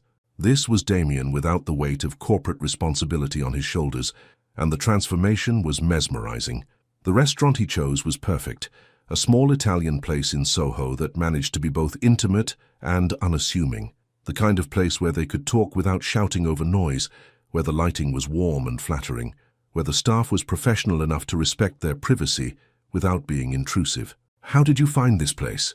Amara asked as they were seated at a corner table with exposed brick walls and candles that cast dancing shadows across their faces. "I used to come here with my parents when I was younger," Damien said, his voice carrying a note of nostalgia. "Before the accident, my mother loved the risotto and my father would always order whatever wine the owner recommended, even if it was completely wrong for the meal." It was the first time he'd mentioned his parents in such a personal way, and Amara felt honored that he'd chosen to share the memory with her. "They sound wonderful." They were. His smile was soft, but tinged with sadness. "They would have loved you, I think. My mother especially. She had no patience for people who weren't genuine, and she would have seen right through any pretense to the amazing woman underneath." The compliment made her chest warm, but it was the wistfulness in his voice that really affected her. She'd known the basic facts of his tragedy. Orphaned at 19, built his empire from insurance money and sheer determination. But sitting across from him in the candlelight, seeing the vulnerability in his expression, she understood for the first time how much that loss had shaped him. "Tell me about them," she said softly, and he did. Over antipasto and wine, sparkling water for her, he painted pictures with words of parents who'd been devoted to each other and to their only son. His father, an engineer with a dry sense of humor and an inability to fix anything around the house despite his profession. His mother, a teacher who'd made their modest home feel like a palace and who'd believed that Damien could accomplish anything he set his mind to. "She was the one who encouraged me to take business classes," he said, twirling pasta around his fork. "Said I had a gift for seeing the big picture. Dad wanted me to follow him into engineering, but Mom, she saw something different." "She was right," Amara said. "You have an incredible vision for Sterling. The way you see opportunities that others miss. The way you bring people together around a common goal. It's remarkable." Damien looked up from his plate, surprise flickering across his features. "You really think that? I've watched you for over a year, Damien. I've seen you turn impossible situations into opportunities, make decisions that others were afraid to make. Yes, I think that." She paused, choosing her words carefully. "What I don't understand is why you doubt it." He was quiet for a moment, considering her question. When he spoke, his voice was thoughtful, introspective. I suppose because I built Sterling partly to prove something, to myself, to the world, to them. He gestured vaguely upward. I wanted to create something that would make them proud, something that honored what they'd given me. But somewhere along the way, it became everything. My identity, my purpose, my entire life. Until Chicago, she said softly. Until Chicago, he agreed. Until you made me remember that there might be more to life than quarterly projections and market share. The admission hung between them like a gift, intimate and precious. Amara felt something shift inside her chest, not just attraction or chemistry, but something deeper, understanding, connection. The recognition that they'd both been hiding behind their professional achievements, using success as a shield against the messier, more complicated business of actually living. Your turn, Damien said, refilling her water glass. Tell me about growing up. I know the basic facts from your personnel file, but I want to hear your version. Amara hesitated. Her childhood wasn't something she discussed often, not because it was tragic exactly, but because it was complicated in ways that made people uncomfortable. Foster care stories were either heartwarming tales of triumph or devastating narratives of abuse, but hers had been something more nuanced, more real. I was lucky, she said finally. Not in the traditional sense, but lucky in the people I encountered. The families who took me in weren't perfect, but most of them were good. They taught me things, how to be independent, how to adapt, how to find stability in myself rather than in circumstances. That explains a lot, Damien said, his tone gentle but perceptive. Your strength, your self-reliance, the way you handle pressure. It also explains why I'm terrified of needing people, she admitted, surprising herself with the honesty. Every time I got comfortable somewhere, something changed. New family, new school, new rules. I learned early that the only person I could count on was myself. Damien reached across the table, covering her hand with his. The gesture was simple, but it sent warmth shooting up her arm and straight to her heart. You can count on me, he said quietly. I know that's easy to say and harder to prove, but you can count on me, Amara. She looked down at their joined hands, his larger, warmer, completely engulfing hers, and felt something inside her chest crack open, not break, but open, like a flower turning toward sunlight after a long winter. I'm trying to learn how, she whispered. The waiter appeared to clear their plates, breaking the intimate moment, but not the connection that hummed between them. They ordered dessert to share, tiramisu that arrived with 2 spoons and tasted like coffee and dreams. Can I ask you something? Amara said, as Damien handed her another spoonful of the decadent dessert. Anything. Why haven't you ever married? Had a family? The question was bold, perhaps too personal for a first date, but she needed to know. You're successful, attractive, obviously capable of commitment. Why were you alone? Damien was quiet for so long that she wondered if she'd overstepped. When he finally spoke, his voice was thoughtful, almost distant. I convinced myself I didn't have time. That building Sterling required all my focus, all my energy. But the truth is, he paused, meeting her eyes across the small table. The truth is, I never met anyone who made me want to try, who made me believe that what we could build together would be worth more than what I could accomplish alone. And now? The question came out breathier than she'd intended. His smile was soft but certain, transforming his entire face. Now I know better.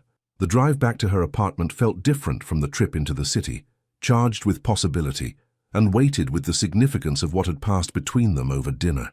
They'd crossed some invisible threshold, moved beyond attraction and chemistry into something that felt startlingly like the foundation of a real relationship. Thank you, Amara said as Damien walked her to her building's entrance. For tonight, for everything. Thank you for trusting me with it, he replied, for letting me take you somewhere my parents would have loved, for sharing pieces of yourself that I know aren't easy to share. They stood on the sidewalk in the gentle glow of streetlights, the sounds of Brooklyn Saturday night providing a soft soundtrack to the moment.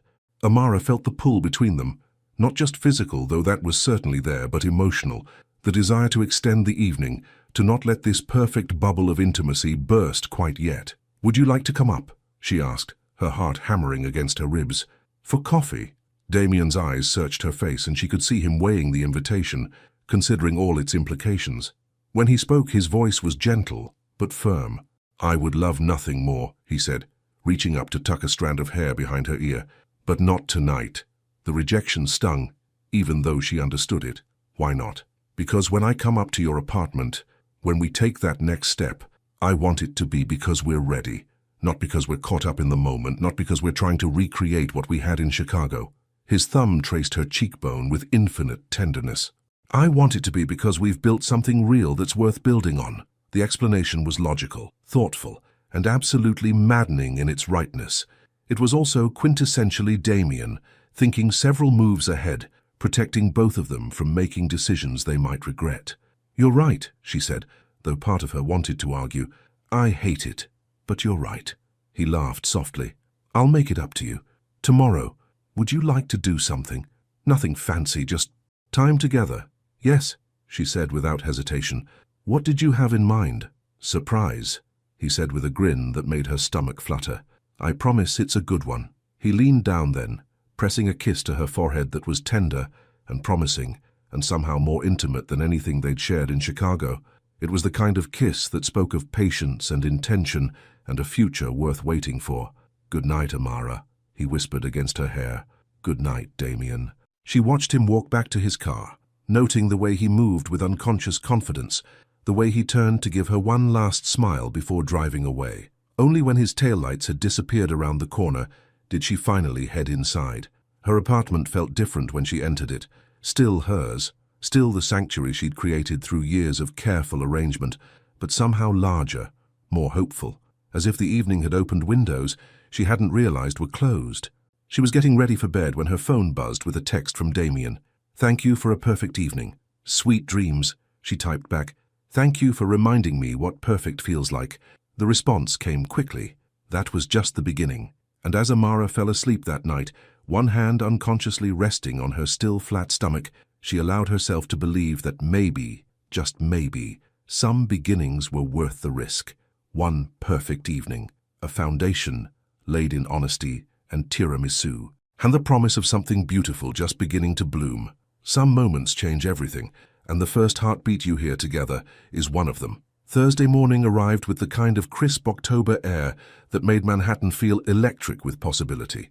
Amara stood in front of her bathroom mirror, smoothing her hands over the soft fabric of her dress, a deep emerald green that made her skin glow and disguised any subtle changes her body might already be showing. 11 weeks. That's what Dr. Rodriguez would likely confirm today, based on the timeline they'd calculated from her last period. 11 weeks since Chicago. Since the night that had changed everything, since she and Damien had created the tiny life growing inside her. Her phone buzzed with a text. "Leaving the office now. See you in 20 minutes. She typed back, "I'll be ready." The response was immediate. "We're in this together." The heart emoji made her smile. Such a small gesture. But from Damien Hawthorne, who conducted most of his digital communication in crisp, professional sentences, it felt like a love letter. When she opened the door to him 20 minutes later, she was struck again by how different he looked outside the corporate environment. Today he wore dark jeans and a navy button-down that made his grey eyes look like storm clouds, the sleeves rolled up to reveal strong forearms that she remembered from Chicago. He looked younger, more approachable, and utterly devastating. "Ready?" he asked. But his eyes were doing that thing they'd been doing since their dinner Saturday, looking at her like she was something precious he was afraid might disappear. "As ready as one can be for something like this," she admitted, grabbing her purse and jacket. The drive to Mount Sinai was comfortable in a way that surprised her. They'd fallen into an easy rhythm over the past few days, text messages throughout the day, a phone call Tuesday night that had lasted until nearly midnight, as they'd talked about everything and nothing, a casual lunch yesterday that had felt natural despite the curious glances from their colleagues. "Nervous?" Damien asked as they found parking near the medical complex. "Terrified," Amara said honestly. "You?" He reached across the console and took her hand, his fingers intertwining with hers in a gesture that was becoming familiar. "Same, but the good kind of terrified." Dr. Emily Rodriguez turned out to be exactly what Amara had hoped for, a woman in her early 40s with kind eyes and a warm smile who radiated competent reassurance.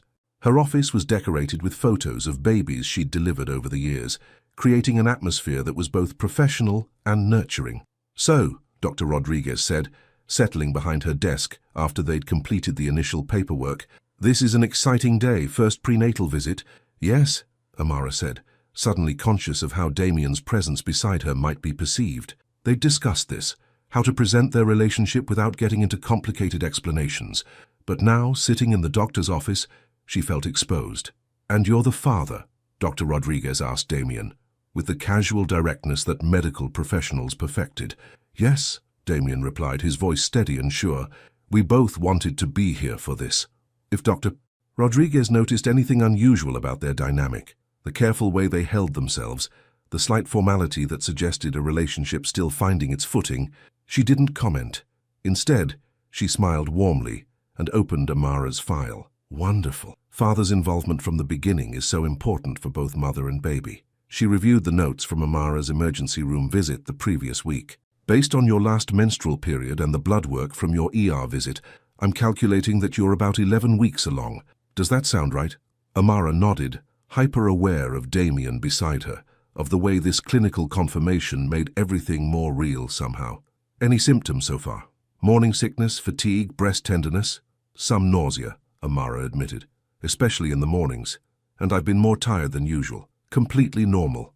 The good news is that most women find the nausea starts to improve around 12 to 14 weeks. Dr. Rodriguez made notes in the file. "Are you taking a prenatal vitamin?" "I started one after the ER visit," Amara said. "Perfect. Now, today we'll do a full physical exam, some additional blood work, and if you're interested, we can do an ultrasound. At 11 weeks, we should be able to see quite a bit and hopefully hear the heartbeat." Amara felt Damien's hand find hers, squeezing gently. The idea of seeing their baby, hearing proof of the life they'd created, made her chest tight with emotions she couldn't quite name. "We'd like that," Damien said quietly. "The ultrasound. Wonderful. Let's get you changed into a gown, and we'll take a look." The examination was routine but thorough, Dr. Rodriguez explaining each step with the kind of patient professionalism that put Amara at ease. Damien waited in the hallway during the physical exam, but when the ultrasound technician arrived with her equipment, he was invited back in. "This might be a little cold," the technician warned, squeezing gel onto Amara's exposed abdomen. Amara reached for Damien's hand as the technician positioned the ultrasound wand, her heart hammering with anticipation and anxiety in equal measure. The room felt charged with possibility, as if they were about to witness something miraculous. The monitor crackled to life, showing grainy black and white images that meant nothing to Amara's untrained eye. The technician moved the wand slowly, her expression focused and professional, as she searched for what she needed to find. "There," she said suddenly, pointing to a small, bean-shaped shadow on the screen. "There's your baby." Amara's breath caught in her throat. It was tiny, impossibly, incredibly tiny, but there it was, real, alive, growing inside her. "Oh my God," Damien whispered beside her, his voice thick with emotion. That's your baby," the technician confirmed with a smile. "Measuring right on track for 11 weeks. And now, let's see if we can find the heartbeat." She adjusted the equipment, and suddenly the room filled with a sound that Amara would remember for the rest of her life, a rapid, rhythmic whooshing that seemed impossibly strong for something so small. "There it is, Doctor," Rodriguez said, having returned for this moment. 168 beats per minute. Perfect." Amara turned to look at Damien and found tears streaming down his face. His gray eyes were bright with wonder and something that looked like overwhelming joy, and when he met her gaze, she saw her own amazement reflected there. "That's our baby's heartbeat," he said, his voice breaking slightly on the words. "That's our baby," she whispered back, and suddenly the magnitude of what they were doing, what they'd created, hit her like a wave. They were going to be parents, together. This tiny, perfect thing on the monitor was half her and half him, a living symbol of the connection that had started as a single night and was growing into something neither of them had expected. The technician printed several copies of the ultrasound images, handing them the black and white photos that somehow contained an entire universe of possibility. "Everything looks perfect," Dr. Rodriguez assured them as they prepared to leave. "I'd like to see you back in 4 weeks for your next appointment. In the meantime, continue with the prenatal vitamins, stay hydrated, and try to get plenty of rest." She handed them a packet of information and scheduled their next visit, but Amara barely processed the details. Her mind was still reeling from the image on the screen, from the sound of that impossibly fast heartbeat. They made it to the parking garage in relative silence, both of them processing what they'd just experienced. It wasn't until they reached Damien's car that the emotions finally overwhelmed them both. Did that really just happen? Amara asked, staring down at the ultrasound photo in her hands. I think so, Damien said, his own voice still rough.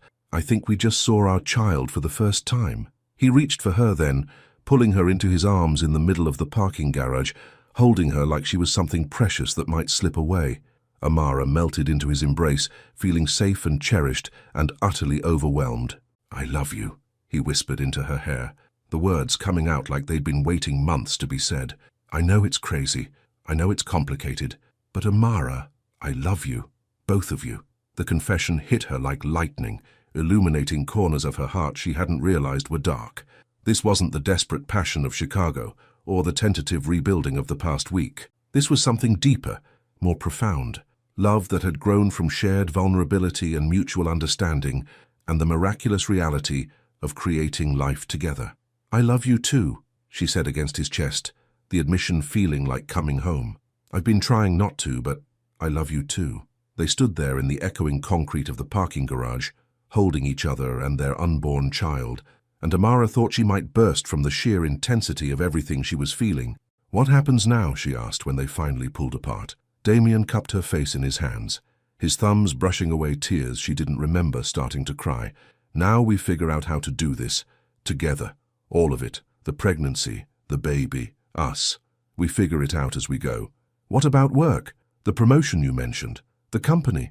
We'll make it work, he said, with the quiet confidence that had built Sterling Pharmaceuticals from nothing. Whatever it takes, however complicated it gets, we'll make it work. The drive back to her apartment was different from the trip to the hospital, charged with new understanding and weighty with the reality of decisions that needed to be made. But beneath all of that was something warm and solid, the knowledge that they were in this together now, completely and without reservation. Stay for dinner? Amara asked as they pulled up outside her building. I could cook, or we could order something. I'd love to, Damien said, and the simple acceptance felt like another small miracle in a day full of them. Her apartment felt different with him in it again, not just as the man who'd brought her home from the hospital, but as the man who'd just heard their child's heartbeat, who'd told her he loved her in a parking garage and meant it with every fiber of his being. They ordered Thai food and ate it sitting on her couch, the ultrasound photos spread out on her coffee table like treasure maps to their future. Every few minutes, one of them would pick up a photo and stare at it in wonder, as if they couldn't quite believe what they were seeing. 10 fingers and 10 toes, Damien said, studying the grainy image with the intensity of a scholar examining ancient texts. It's too early to see that, Amara laughed, curling up beside him on the couch. Doctor, Rodriguez said we might be able to tell the sex in another month or two. Do you have a preference? He asked, wrapping his arm around her and pulling her closer. Healthy, she said immediately. That's all I care about. You? Same. Though, he paused, a soft smile playing at the corners of his mouth. I keep picturing a little girl with your eyes and your stubborn streak, or a little boy with your determination and your complete inability to delegate, she countered, laughing when he looked offended. I can delegate, he protested.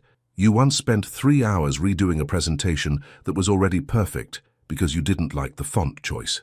The font matters, he said seriously, then broke into a grin when she rolled her eyes. Okay, maybe I have control issues. Maybe, she teased, but the lightness of the moment was everything she hadn't known she needed. They talked late into the evening, about names and nurseries and the logistics of balancing careers with parenthood. They talked about their fears and their hopes, and the way hearing that heartbeat had changed something fundamental inside both of them. When Damien finally left, long after the Thai food containers had been cleared away and the ultrasound photos had been carefully placed on her refrigerator, he kissed her goodnight with a tenderness that made her knees weak. I'll call you tomorrow, he promised, his forehead resting against hers. You'd better, she said, rising up on her toes to kiss him once more.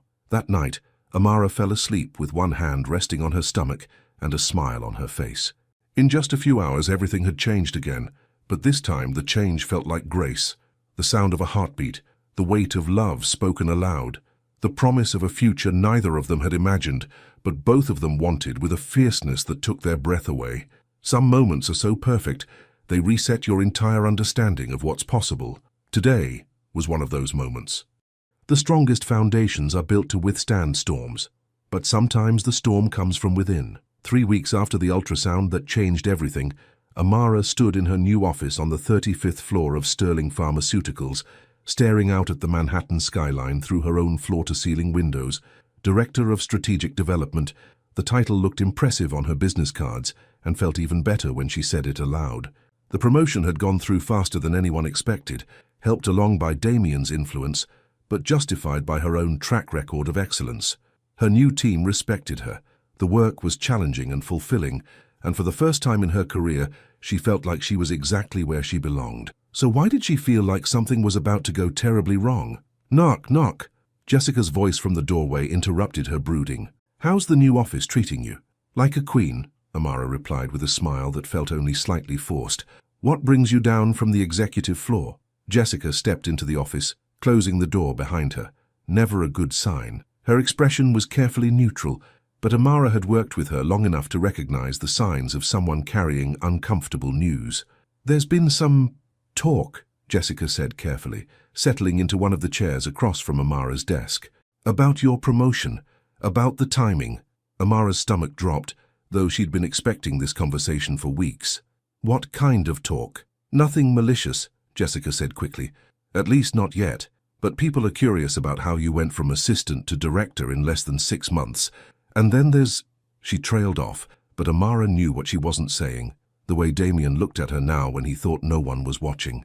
The carefully professional distance they maintained in public that somehow felt more intimate than touching. The way his voice changed when he said her name during meetings.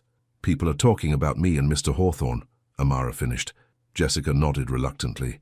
It's just speculation right now, but with your promotion coming so soon after that board meeting where you got sick, she shrugged helplessly. People are connecting dots. The irony was suffocating. They'd been so careful. Amara had moved departments. They maintained professional boundaries in public. They'd done everything possible to avoid exactly this situation. But love, it seemed, was harder to hide than either of them had anticipated. What are they saying exactly? Amara asked, though she wasn't sure she wanted to hear the answer. That maybe your promotion wasn't entirely based on merit. That maybe there were other factors involved. Jessica's expression was sympathetic but concerned. I don't believe it for a second. I've seen your work, I know how brilliant you are. But perception can be reality in corporate environments. After Jessica left, Amara tried to focus on the strategic planning report on her desk, but the words blurred together as her mind raced with implications. Everything she'd worked for, everything she'd built, could be undermined by whispers and speculation. The respect of her colleagues, her professional reputation, her carefully constructed career, all of it suddenly felt fragile. Her phone buzzed with a text from Damien. Dinner tonight.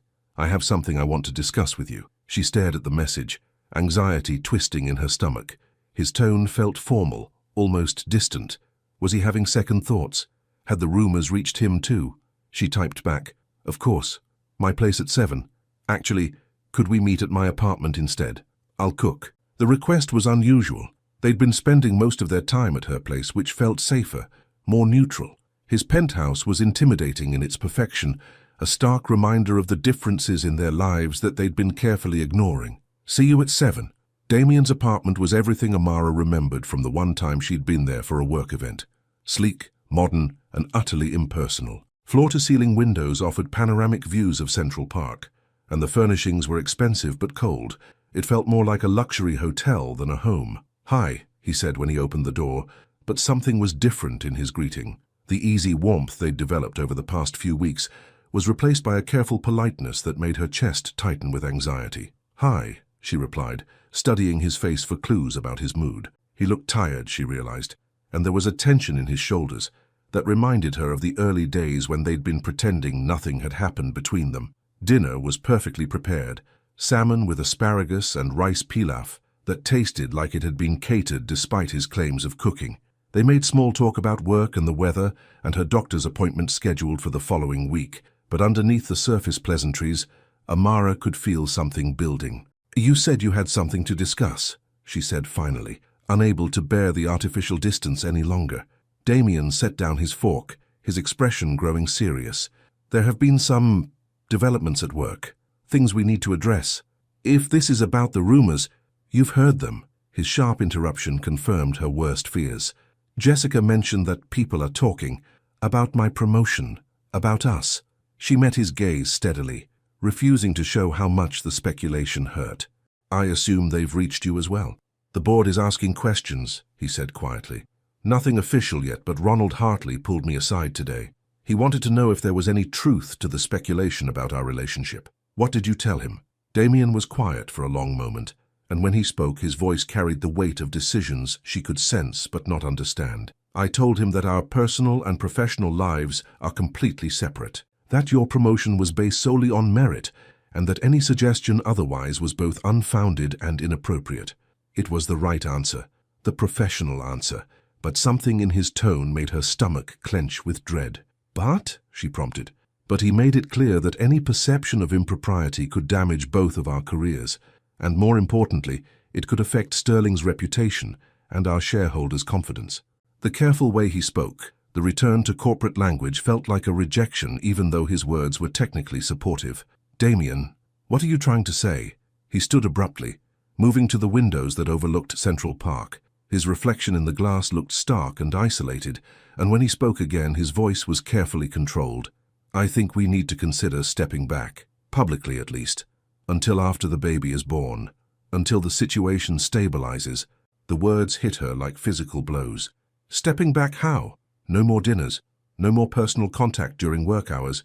We maintain complete professional distance until..." "Until when?" Amara's voice was rising despite her efforts to stay calm. "Until the rumors die down?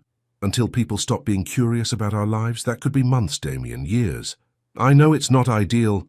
"Not ideal." She stood as well, anger and hurt warring in her chest. "3 weeks ago you told me you loved me. You held me while we listened to our baby's heartbeat, and now you want to pretend none of that happened because some board members are asking uncomfortable questions. It's not that simple. It's exactly that simple." The professional composure she'd maintained all day finally cracked completely. "You're choosing Sterling over us. Again, just like you did after Chicago, just like you'll do every time things get complicated." "That's not fair," Damien said, turning to face her. His grey eyes were stormy with emotions he was clearly struggling to control. "I'm trying to protect both of us. Your career, my company, our future." "Our future?" Amara laughed bitterly. "What future, Damien? The one where we sneak around like we're ashamed of each other? The one where our child grows up wondering why Daddy can't acknowledge that he loves Mommy? It's temporary. Nothing is temporary with you." The words exploded out of her, carrying months of suppressed frustration and fear. "You said you'd quit Sterling for me, but the moment there's actual pressure, you're asking me to hide. You say you love me, but only when it's convenient, only when it doesn't threaten your precious corporate empire." Damien's face went pale, but his jaw set in the stubborn line she recognized from boardroom battles. "You knew what you were getting into when we started this. You knew the complications. I knew we'd have challenges. I didn't know you'd run away the moment things got difficult." Tears were streaming down her face now, but she was too angry to care. "I didn't know that the man who claimed he wanted to build a family with me would be willing to sacrifice our relationship the moment his board of directors started asking questions. I'm not sacrificing anything. I'm trying to find a way to make this work that doesn't destroy everything we've both built. By asking me to disappear, by asking me to pretend that the father of my child doesn't exist." She grabbed her purse from the counter, her hands shaking with rage and heartbreak. "Well, congratulations, Damien. You found your solution. I'll make it easy for you." "Amara, wait." "No," she said, heading for the door. "I've spent my whole life being disposable to people who were supposed to care about me. I won't do it with you, too." "That's not what this is." "Isn't it?" She turned at the door, meeting his eyes one last time. "Because it feels exactly like being abandoned. Again." The elevator ride down to the lobby felt endless, each floor bringing a fresh wave of pain as the full implications of their conversation settled over her. She'd been a fool to think this could work, to believe that someone like Damien Hawthorne could choose love over power when push came to shove. By the time she reached her apartment, the anger had given way to devastating hurt. She'd opened herself up completely, trusted him with her heart, her body, their child, and at the first sign of real adversity, he'd chosen Sterling Pharmaceuticals over their family. Her phone rang almost immediately after she walked through her door. Damien's name on the screen made her chest ache, but she declined the call. It rang again 5 minutes later, then again 10 minutes after that. Finally, she turned it off. She was sitting on her couch, staring at the ultrasound photos still attached to her refrigerator, when the reality of her situation truly hit her. She was alone again. completely alone, carrying the child of a man who apparently loved his company more than he loved her. The irony was crushing. She'd spent years building walls to protect herself from exactly this kind of abandonment, and she'd torn them all down for Damien. She'd believed him when he said she could count on him, when he promised they were in this together. She'd been wrong. Outside her windows, Brooklyn settled into evening quiet, but inside her apartment the silence felt deafening. Tomorrow she'd have to face the office, the rumors, the careful speculation of colleagues who were probably right to question her relationship with their CEO. Tomorrow she'd have to figure out how to build a life as a single mother while working for the company owned by her child's father. Tonight, she just had to survive the crushing weight of her own broken heart. The ultrasound photos smiled back at her from the refrigerator, a tiny bean-shaped reminder that some loves create consequences that last far longer than the love itself. When the foundation cracks, everything built on top of it threatens to fall. But sometimes the strongest structures are forged in the aftermath of collapse.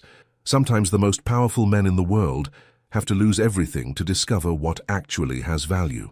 Damien stood in his empty penthouse, staring at the spot where Amara had been standing just minutes ago, and felt his entire world collapse. The silence that followed her departure was deafening, not just the absence of her voice, but the complete vacuum left by her presence. The apartment, which had always felt like a sanctuary of success and achievement, now felt like a mausoleum to his own cowardice. I've spent my whole life being disposable to people who were supposed to care about me. I won't do it with you too. Her words echoed in his mind like an accusation, and with devastating clarity he realized what he'd just done. He'd taken the woman he loved, the woman carrying his child, the woman who'd trusted him with her heart despite every reason not to, and he'd made her feel disposable, just like everyone else in her life had done. His phone buzzed with a text from Ronald Hartley. "Appreciate your professionalism earlier. These situations can be delicate, but maintaining appropriate boundaries is essential for everyone involved." Damien stared at the message, and something inside him snapped. Appropriate boundaries. Professional distance. Corporate reputation. He'd spent 20 years building Sterling Pharmaceuticals, turning it into a billion-dollar empire that employed thousands of people and developed medications that saved lives. He was proud of what he'd accomplished, proud of the legacy he'd created from the ashes of his parents' death. But what good was any of that if he'd just destroyed the only thing that had ever made him truly happy? What good was being the most successful CEO in pharmaceutical history if he'd just abandoned the woman he loved when she needed him most? Damien grabbed his keys and headed for the door, but stopped when his phone rang. Sandra Morrison's name appeared on the screen, and something in his gut told him to answer. "Sandra." "Damien, I'm calling because I just had a very interesting conversation with Ronald Hartley." Her voice was crisp and businesslike, but there was an undercurrent of something that sounded suspiciously like disapproval. "He seems to think he convinced you to end your relationship with Amara Collins." "Sandra, I can't discuss—" "The hell you can't." The steel in her voice cut through his corporate deflection like a blade. "That young woman is one of the most talented executives I've seen in 30 years of corporate law. She's also pregnant, in love, and from what I observed tonight, completely devastated. How did you—" "I saw her leaving the building 20 minutes ago, looking like her world had ended. It doesn't take a genius to connect the dots." Sandra's voice softened slightly. "Damien, I'm going to ask you a question, and I want you to think very carefully before you answer. What exactly do you think you're protecting by pushing her away?" The question hit him like a physical blow. The company, her career, both of our reputations. Bullshit. The profanity from the normally elegant Sandra was so unexpected that it stopped him cold. "You're protecting yourself. You're so terrified of losing control, of appearing vulnerable, that you're willing to sacrifice the best thing that's ever happened to you. That's not— Let me tell you something about corporate reputation, Mr. CEO." Sandra's voice carried the authority of someone who'd managed countless high-stakes situations.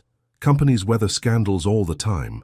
Board members who clutch their pearls about executive relationships usually forget about them when the quarterly numbers look good. But you know what they don't forget? You know what actually damages a company's reputation? Damien waited, though he suspected he didn't want to hear the answer. Leaders who abandon their principles when things get difficult. Leaders who choose fear over integrity. Leaders who prove they can't be trusted to honor their commitments when the stakes get high. The words landed like physical blows, each one stripping away another layer of the justifications he'd been constructing in his mind. You want to know what the board really cares about? Sandra continued. They care about having a CEO who can handle pressure, who can make difficult decisions, who has the strength to stand by what matters, even when it's uncomfortable.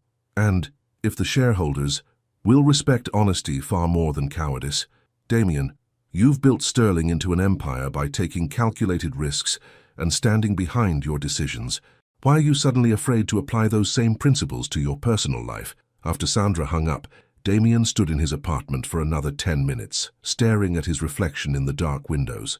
The man looking back at him was successful, powerful, respected, and completely alone. He thought about his parents, about the love they'd shared that had shaped his understanding of what was possible between two people. They'd faced challenges together, financial struggles, career setbacks, the normal pressures of building a life, but they'd never faced them apart. They'd never chosen safety over love. His father had once told him that the most important decision a man ever made wasn't about his career or his money or his reputation. It was about who he chose to stand beside when the world got difficult. Damien had just failed that test spectacularly, but it wasn't too late to retake it. The emergency board meeting Damien called for 8 o'clock the next morning raised eyebrows throughout Sterling Pharmaceuticals. Emergency meetings were usually reserved for crises, hostile takeovers, FDA investigations, catastrophic product failures. Not for the CEO to make personal announcements. The boardroom filled slowly, members arriving with expressions ranging from curiosity to concern. Ronald Hartley looked particularly smug, probably assuming that Damien was going to announce some new policy about workplace relationships or executive conduct. He was about to be very disappointed. "Thank you all for coming on short notice," Damien began, standing at the head of the polished conference table, where he'd made countless decisions over the years. "I've called this meeting to address some recent concerns about my personal life and how it might affect Sterling Pharmaceuticals." Murmurs rippled around the table, but Damien held up a hand for silence. "There have been rumors and speculation about my relationship with Amara Collins, who was recently promoted to Director of Strategic Development. Rather than let those rumors continue to circulate, I'm here to confirm them." Ronald Hartley's face went pale. "Damien, perhaps this isn't the appropriate forum." "This is exactly the appropriate forum," Damien said firmly, "because I want there to be absolutely no confusion about where I stand. Yes, I'm in love with Amara Collins. Yes, she is pregnant with my child. And yes, I intend to marry her if she'll have me." The silence that followed was deafening, but Damien wasn't finished. "I understand that some of you may have concerns about how this affects the company. Let me address those directly. Ms. Collins' promotion was based solely on her exceptional qualifications and track record of success. Her department now reports to David Chen, not to me, eliminating any direct conflict of interest. Her performance reviews will be conducted by her immediate supervisor and HR, not by me." He paused, meeting each board member's eyes in turn. "More importantly, I want to be clear about my priorities. Sterling Pharmaceuticals will always have my professional dedication and expertise, but my personal life, my family, and my happiness are not negotiable. I've spent 20 years building this company, and I'm proud of what we've accomplished together, but I'm not willing to sacrifice the woman I love for the comfort of anyone in this room." Ronald Hartley found his voice first. "Damien, the optics of this situation—" "The optics," Damien interrupted, "are that Sterling Pharmaceuticals has a CEO who honors his commitments and stands by his principles. If that's problematic for any of you, I'm happy to discuss succession planning." The threat hung in the air like a challenge.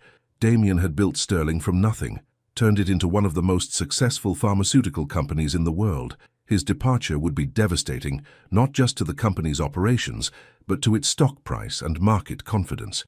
Sandra Morrison spoke into the silence, her voice calm and measured. "I think what Damien is demonstrating is exactly the kind of leadership we want in our CEO. The ability to handle complex situations with integrity and transparency, the strength to make difficult decisions and stand by them." Several other board members nodded, and Damien could see the tide turning in his favor. These were business people, after all. They understood calculated risks and long-term strategy. "Are there any other concerns?" Damien asked. When none were raised, he moved toward the door. "Then, if you'll excuse me, I have a very important apology to make." Amara's new office felt like a prison as she tried to focus on the strategic planning documents spread across her desk. She'd barely slept the night before, alternating between rage and heartbreak until she'd finally given up on rest entirely. She'd arrived early to avoid the curious glances of colleagues who might have heard rumors about her abrupt departure from Damien's apartment building the previous evening. The last thing she needed was more speculation about her personal life. Her assistant knocked and entered with her morning coffee. Decaf now, another reminder of how much her life had changed. "Ms. Collins, I hate to interrupt, but there's someone here to see you. If it's Mr. Hawthorne, tell him I'm in meetings all day," Amara said without looking up from her papers. "Actually, it's Sandra Morrison from legal." Amara's head snapped up. Sandra's appearance at her office could only mean one thing: damage control. The older woman probably wanted to discuss how to manage the situation, how to minimize the impact on both their careers. "Send her in," Amara said, straightening her shoulders for what was sure to be an uncomfortable conversation. Sandra entered and closed the door behind her, but instead of taking a seat, she moved to the window and peered down at the street below. "Interesting view from here," Sandra said conversationally. "You can see the main entrance, the parking garage, even part of the plaza across the street." "Sandra, if you're here to discuss last night—" "I'm here," Sandra interrupted, "to ask if you own a television." The non sequitur caught Amara off guard. "I'm sorry? A television or a computer with internet access? Because if you do, you might want to turn on the financial news in about 10 minutes. Before Amara could ask what she meant, Sandra was gone, leaving behind only confusion and the faint scent of expensive perfume. Exactly 10 minutes later, Amara's computer chimed with a news alert from the Financial Times. "Sterling Pharmaceuticals CEO makes surprise personal announcement to board." Her heart stopped. The article was brief but devastating. CEO Damien Hawthorne confirmed to the company's board of directors this morning that he is in a relationship with recently promoted Director of Strategic Development Amara Collins, who is expecting his child. In an unprecedented move, Hawthorne stated that his personal life and family commitments are not negotiable, and indicated he would be willing to step down rather than end the relationship. Amara stared at the screen, reading the words over and over again until they blurred together. He'd done it. He'd actually stood up to the board, made their relationship public, put everything on the line. For her, for them, for their child. Her hands were shaking as she reached for her phone, but before she could dial his number, commotion outside her office caught her attention. Through the glass walls, she could see people gathering near the elevators, pointing and talking in excited whispers. Sandra's words came back to her. "You can see the main entrance from here." Amara moved to her window and looked down at the street below. What she saw there made her breath catch in her throat. Damien stood in the plaza across from Sterling Pharmaceuticals, surrounded by news cameras and reporters who must have caught wind of his board announcement. But he wasn't looking at the cameras or answering questions. He was looking up at her building, scanning the windows as if he was searching for something specific, searching for her. Even from 35 floors up, she could see the determination in his posture, the way he stood like a man who'd finally figured out what truly mattered. Her phone buzzed with a text, and Damien's name on the screen made her heart race. "I know you can see me. Please come down. I have something to say, and I want the whole world to hear it." Amara stared at the message, then back down at the man standing in the middle of Manhattan's financial district, waiting for her with the patience of someone who would stay there all day if necessary.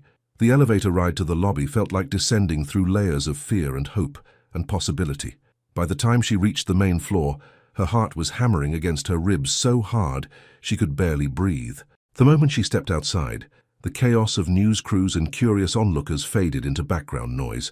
All she could see was Damien, standing in the middle of it all like an island of certainty in a storm of confusion. He moved toward her slowly, and she could see something in his face that she'd never seen before. Not the controlled confidence of the CEO, not even the vulnerable passion of the man who'd held her through the night in Chicago. This was something new. Something that looked like a man who'd finally figured out how to fight for what he loved. "Amara," he said when he reached her, his voice carrying over the crowd noise, "I need to say something to you. And since I've apparently spent the morning making my private life public anyway, I figured I might as well do it properly." The crowd pressed closer, cameras turning their way, but Amara barely noticed. Her entire world had narrowed to the man standing in front of her with his heart in his eyes. "I was wrong," Damien said loud enough for everyone to hear.